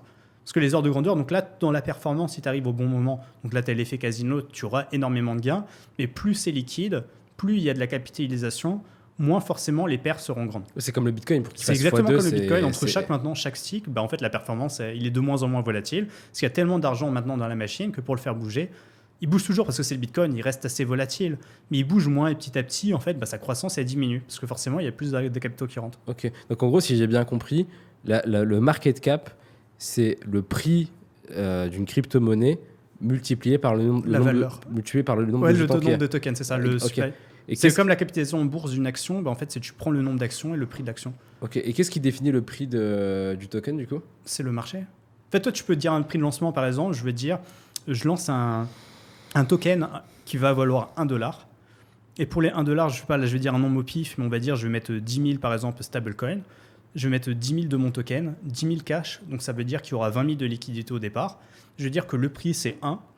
Et à partir de là, c'est le marché, ça va être lancé au prix de 1. Et si d'un coup, il y a plein de gens qui achètent pour plus de 10 000 par exemple, donc ça fait 20 000 de liquidité. En gros, en fait, ta liquidité, c'est l'achat et la vente. Ça veut dire que si tu veux lancer un token, tu vas avoir une caisse pour le vendre, pour les gens qui vendent. Donc, quand ils vendent, eux, ils prennent du vrai euro, par exemple. Donc, ça va être du stablecoin, on va dire de l'USDT. Et tu as une caisse pour ceux qui achètent. Ceux qui achètent, c'est ton token. Ok, c'est pour ça que c'est indexé sur un Solana ou c'est indexé sur c'est ça, sur une autre, une crypto ou du stablecoin. En fait, tu es obligé de l'adosser. En fait, la caisse adossée, c'est quand tu vends. En fait, quand tu vends la crypto-monnaie que tu achètes, tu vas la récupérer contre du Solana, par exemple, ou contre du stablecoin. Donc, tu as besoin dans ta paire. Donc, quand tu crées une liquidité, en fait, tu crées ce qu'on appelle une paire. Donc, c'est censé être 1-1. Donc, on va dire tu mets 10 000 stablecoins. Tu mets 10 000 de ta crypto, qui est fictif. Parce qu'en fait, ça vaut rien. Ouais. Et en fait, ça va faire 20 000 en liquidité. Donc, 10 000 plus ta crypto. Parce que tu vas dire que le prix, c'est 1. Donc, en fait, 1-1 de 20 000, ça fait 10-10. Donc, ça fait $1. Donc là, tu lances à $1, tu as mis 10 000 stablecoins et 10 000 de ta crypto. Donc, lancer à 1, ça veut dire que tu estimes que ta capitalisation elle va être à 20 000 au lancement. Okay. Et après, soit il y a des gens qui achètent parce qu'il y a de la demande, d'un coup, tu passes de 20 à 40. Parce qu'en fait, tu as 2 fois plus de personnes qui veulent acheter que de vendre. Et là, ta crypto, elle va passer à $2. Donc, ton capitalisation va doubler. Ou il n'y a personne qui vend, qui achète, et peut-être même des gens qui se disent ok, il y a 10 000 dans la pool, moi j'ai déjà le token parce que j'avais investi, je sais pas, en ICO avant, donc en vente privée avant, et j'ai déjà mes tokens, je les vends. Et là, dans ce cas-là, ils pourront vendre que les 10 000 qu'il y a, et le prix baissera. Okay, donc en fait, c'est que de l'arbitrage après entre l'offre et la demande. Et c'est là où après, tout à l'heure, tu parlais de l'utilité. Un token qui a de l'utilité, qui est utilisé dans un protocole, machin, en fait, il y a des mécanismes qui vont faire que tu as plus intérêt à l'acheter qu'à le vendre, parce que c'est pas inflationniste, machin, et tu as des tokens qui servent pas à grand chose, et là c'est que du marketing, de l'arbitrage. Est-ce que la team détient beaucoup de tokens, ou l'entreprise derrière, ou pas? Est-ce qu'il y a eu des fonds d'investissement qui ont investi, qui peuvent vendre du token ou pas? Et là en fait c'est ce qu'on appelle la tokenomique, tout le modèle économique derrière le token. Qui possède le token, qui l'a acheté, à quel prix, avant le lancement? Parce qu'il y a plein de projets qui se financent en vendant des tokens avant qu'ils soient lancés. Et en fait toi quand tu l'achètes sur Binance, il a déjà été vendu, on va dire, partout avant. Ça se trouve, il a été vendu sur Uniswap avant. Avant d'être sur Uniswap, il a peut-être été vendu à des investisseurs privés. Avant qu'il soit vendu à ces investisseurs privés, il y a peut-être un fonds d'investissement en premier qui l'a acheté. Puis après, il y a eu un autre round. Puis après, d'un coup, il y a eu une vente publique. Donc, quand tu l'achètes, il y a déjà des gens qui détiennent du token avant toi et qui peuvent le vendre. En fait, ça, c'est ce qu'on appelle la tokenomique. Donc, souvent, c'est un camembert, tu vois. Et tu vois la répartition. Il y a tant de tokens pour la team, tant pour la trésorerie. Donc, on va dire 20% pour team et trésorerie.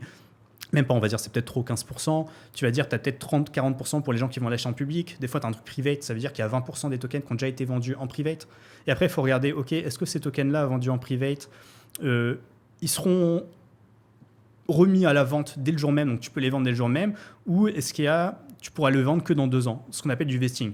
Il y a des projets, ils vont dire ok, là tu as acheté les tokens avant tout le monde, mais par contre pendant 2 ans tu vas pas pouvoir les vendre, ou tu pourras vendre que 5% par mois. Donc tous les mois par exemple tu reçois 5% et tu peux les garder ou les revendre. Ça s'appelle du vesting. Tu as des projets, donc c'est très important, donc ça s'appelle la tokenomique, tout ça, et c'est ce qu'il faut regarder en premier. Parce que ton projet il est de l'utilité ou pas, si la tokenomique elle est flinguée, même avec une bonne utilité, en fait toi, investisseur particulier qui arrive, tu peux juste remplir les poches d'un fonds qui était là avant toi, ou de n'importe qui, ou même de gens qui étaient là early, qui se disent ok, j'ai vu une bonne occasion, j'ai acheté, et parce que après. Donc il faut faire très attention à toujours regarder la tokenomique. Est-ce que le token est inflationniste, par exemple? Est-ce que le supply est fixe, il n'y en a qu'1 milliard, il n'y aura rien d'autre? Ou est-ce que aujourd'hui il y a 1 milliard, mais ça se trouve dans les 5 prochaines années, il y aura des nouveaux tokens qui seront imprimés, parce que des fois c'est même prévu et que ça va monter à 50 milliards. En fait, c'est pour ça que sur par exemple CoinMarket, tu as le market cap actuel et tu as le fully diluted market cap. Donc, tu as les deux. En fait, le market cap actuel, c'est parce que des fois, il y a des tokens. Par exemple, on va dire il y a 1 milliard de tokens qui sont prévus dans la tokenomique.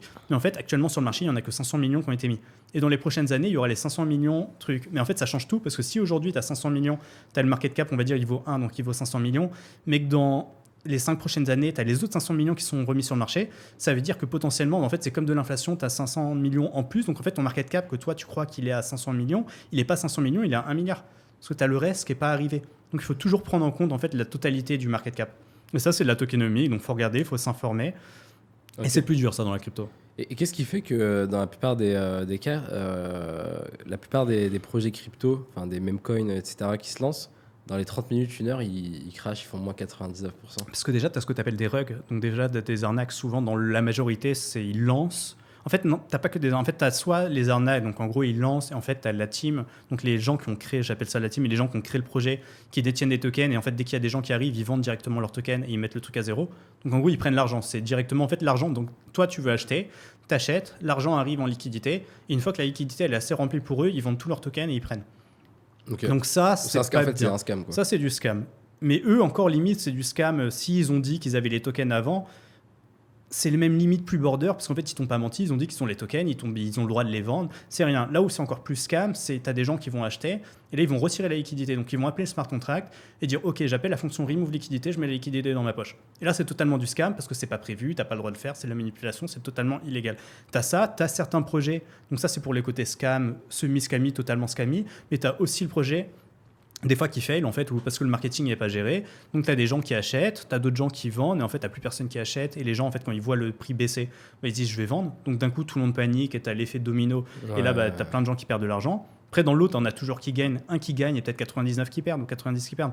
Tu as toujours un ratio entre les gagnants et les perdants. Parce que pour qu'il y ait des perdants, il faut quand même des gagnants, mais tu as cet effet panique, tu peux avoir plein de choses, un mauvais marketing, un mauvais tweet sur Twitter, ou je sais pas, enfin ça peut être n'importe quoi, une rumeur, ça peut... Après c'est du marché, c'est de la psychologie. Et ça, souvent, bah, les coins dont on parle, c'est souvent des coins où il n'y a pas d'utilité derrière. C'est ça. Donc, ça veut dire que tu es ultra dépendant du marketing et de comment la communauté va percevoir le truc. Parce qu'en fait, sinon, c'est du vent, quoi. Ok, donc en gros, il y a 3 trucs. Et bah, le truc de base, c'est prévu que c'est les fondateurs qui Ouais, le donc font, tu as ce côté scam. ouais. Ouais. T'as le côté marketing Ouais.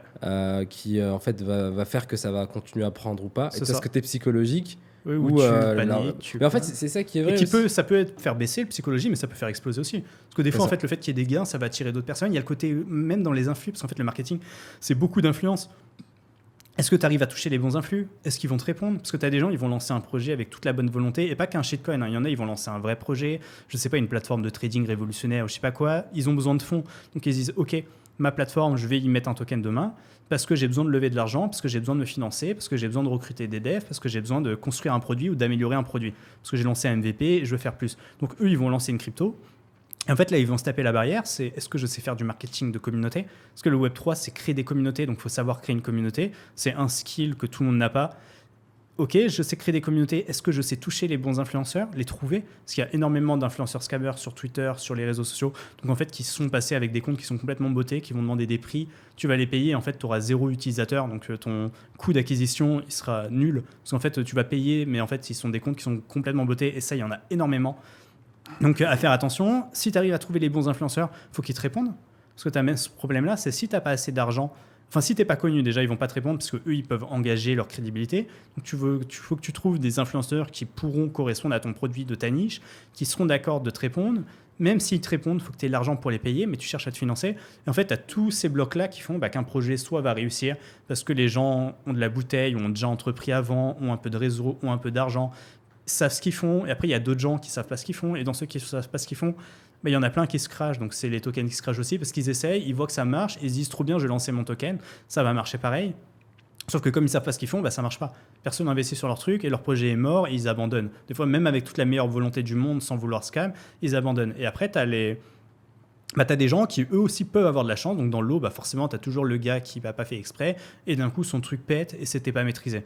Parce qu'il a eu de la chance, tu as la bonne personne qui est arrivée dans le projet, qui s'est dit trop bien, je vais en parler à un pote, et fait boule de neige et ça explose. Mais ça, tu peux pas le prévoir. Mais souvent, quand tu disais les tokens baissent, machin, en fait, parce que c'est très dur de faire du marketing, il faut savoir marketer, il faut marketer ton produit, parce que ce soit un meme coin où c'est full marketing, et là c'est encore plus dur, parce que si tu n'arrives pas à créer une communauté, ton truc il est mort, il vaudra rien, ou si tu crées un produit, mais un produit sans utilisateur, ça sert à rien.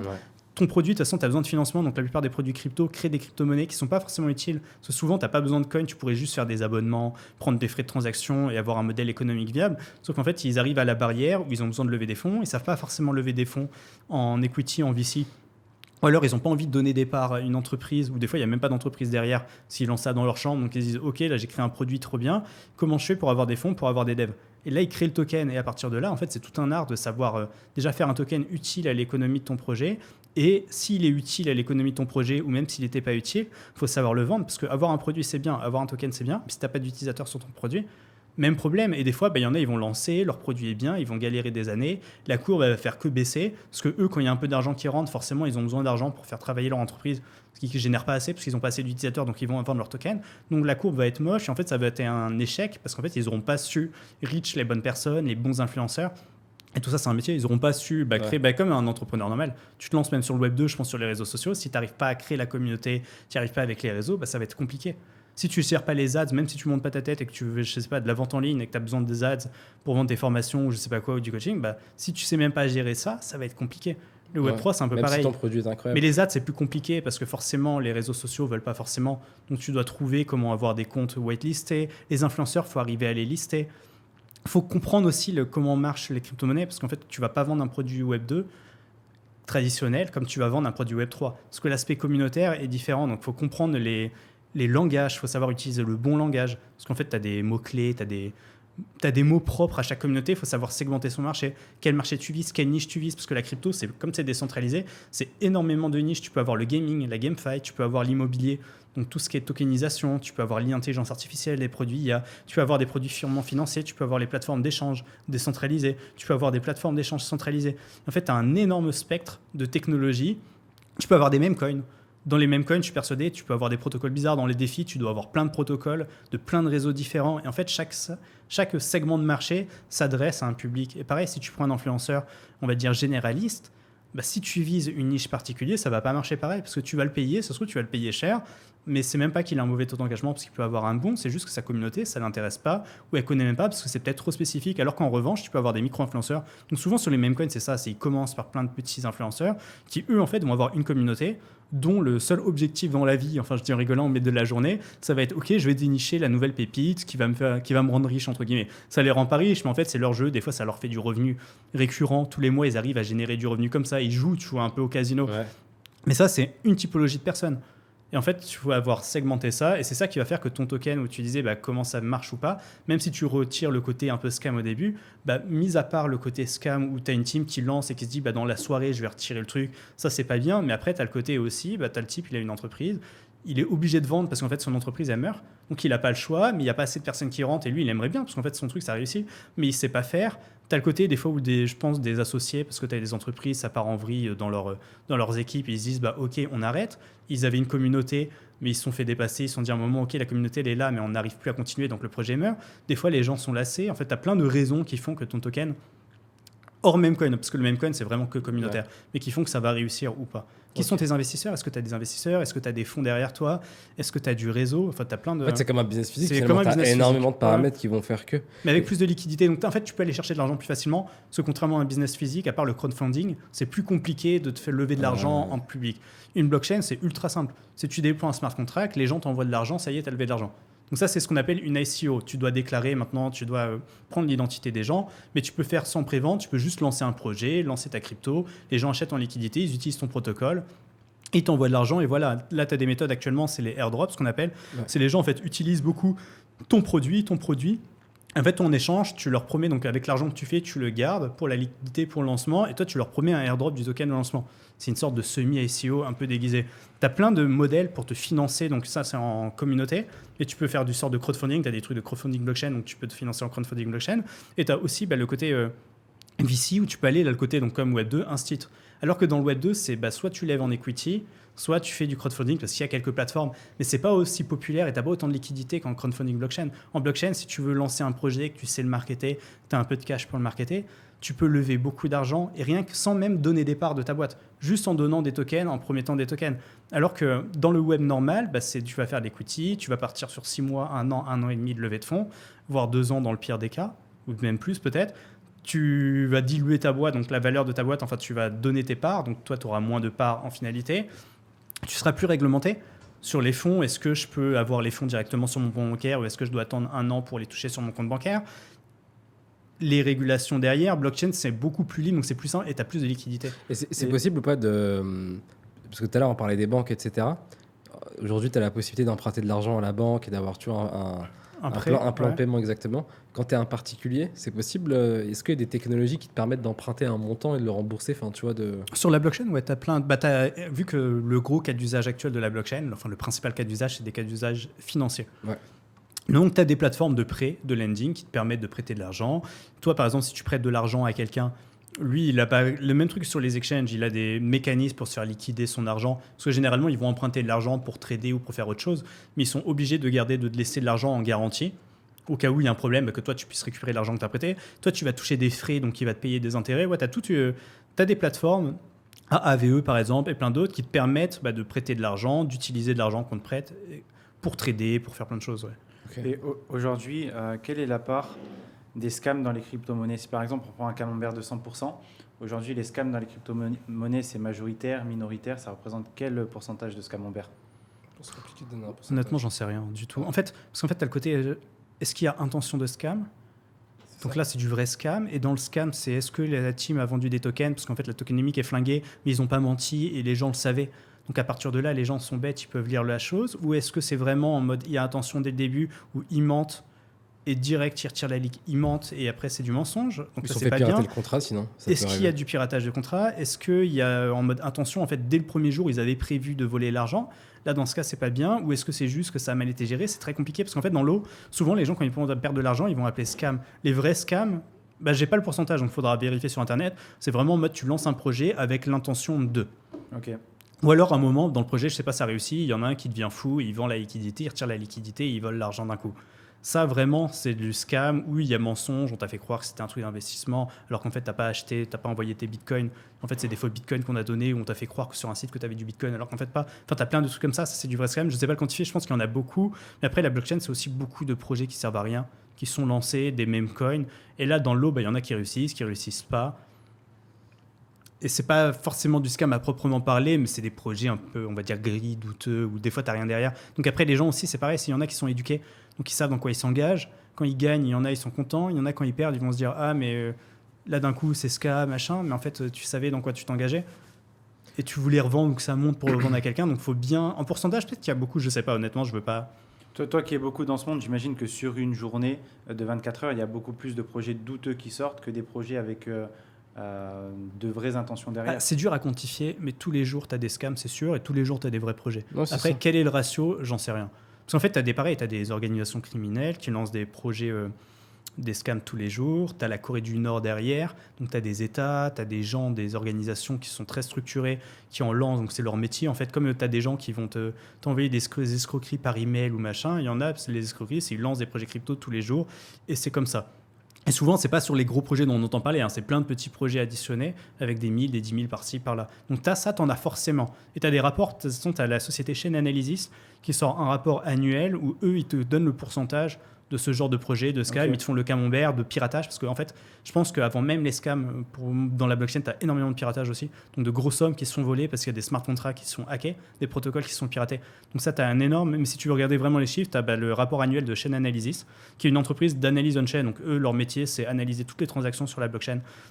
Et ils bossent pour les gouvernements, ils aident quand il y a un piratage à tracer par où ont transité les fonds pour réussir à un moment à intercepter les fonds avant qu'ils soient blanchis.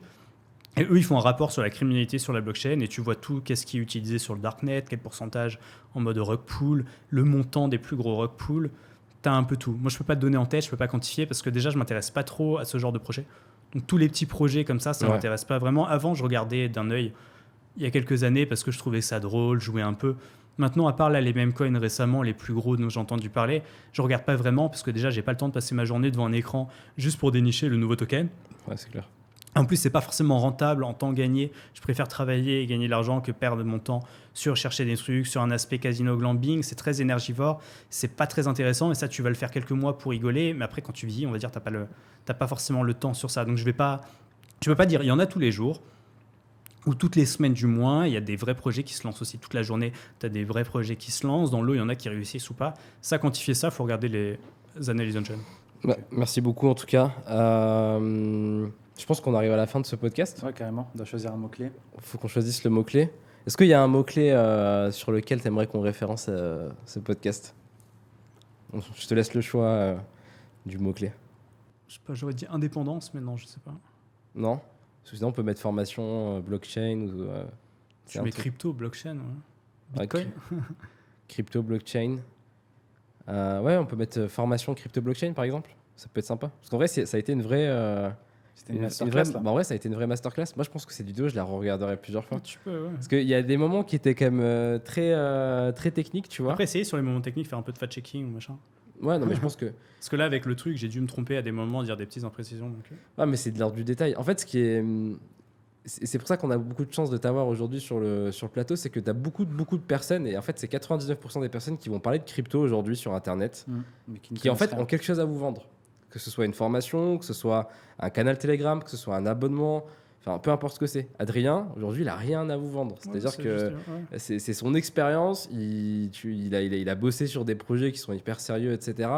Donc c'est ça la chance qu'on a, c'est qu'en fait, il n'a pas un avis biaisé il n'est pas là pour vous vendre quoi que ce soit. Et c'est pour ça que vraiment, ça a été une masterclass. Même moi qui m'y intéresse depuis des semaines, j'ai appris, je pense toi aussi Maxime, Carrément. énormément de choses. Donc ouais, pour moi, c'est une vraie... on peut mettre masterclass, je pense, masterclass blockchain ou crypto, Masterclass Web3. masterclass Web3, un des trois. Voilà, on vous laisse le choix et vous remportez 100 euros. Encore une fois de plus, merci beaucoup Adrien pour ta présence, pour ton temps. Pas de souci. Toutes les Et infos si je que tu as peux pu donner. juste rajouter, je voudrais juste dire que je fais ça par passion. Et en fait, c'est surtout pour dire aux gens de faire attention. Parce qu'il y a la promesse de gain, il y a les réseaux sociaux, il y a, on va dire, le côté Lambo où tout le monde se dit ouais, c'est trop bien, j'aurai la Lambo, l'indépendance financière. Mais il ne faut pas oublier que derrière, c'est une tech. Derrière, il y a beaucoup de gens qui perdent de l'argent. Et n'oubliez jamais que pour qu'il y ait des gagnants, ça veut dire qu'il y a beaucoup plus de gens qui perdent. Quand vous arrivez sur un marché où il y a des gens qui sont là depuis 5 ans plus, qui connaissent les codes, qui savent quand acheter du Bitcoin, quand vendre. Quand vous arrivez, vous dites trop bien 100 000, 150 000, alors que eux, en fait, ils ont l'expérience, ils savent. Faites très attention à ce que vont dire les influenceurs. Parce que comme tu as dit, en fait, eux, ils ont un truc à vendre. Leur revenu, il va pas être sur tes gains en trading, il va être sur combien tu vas déposer de l'argent sur la plateforme, combien tu vas payer leur abonnement dans leur groupe, etc. Exactement. Donc attention, faire de la pédagogie. Quoi, Warning. Yes. Merci en tout cas pour le mot Merci de la à toi fin. pour l'invite. Merci Adrien. Est-ce qu'on peut mettre des réseaux peut-être sur lesquels on peut te suivre? Instagram, Detech sur Instagram, mais c'est tout. Ok, on mettra les liens de toute façon dans la biographie. Merci d'avoir écouté cet épisode. N'hésitez pas à nous dire ce que vous en avez pensé dans les commentaires. N'hésitez pas à mettre un petit pouce bleu. Ça nous donne aussi beaucoup de force. Et puis on se retrouve la semaine prochaine pour un nouvel épisode. À la semaine prochaine. Ciao.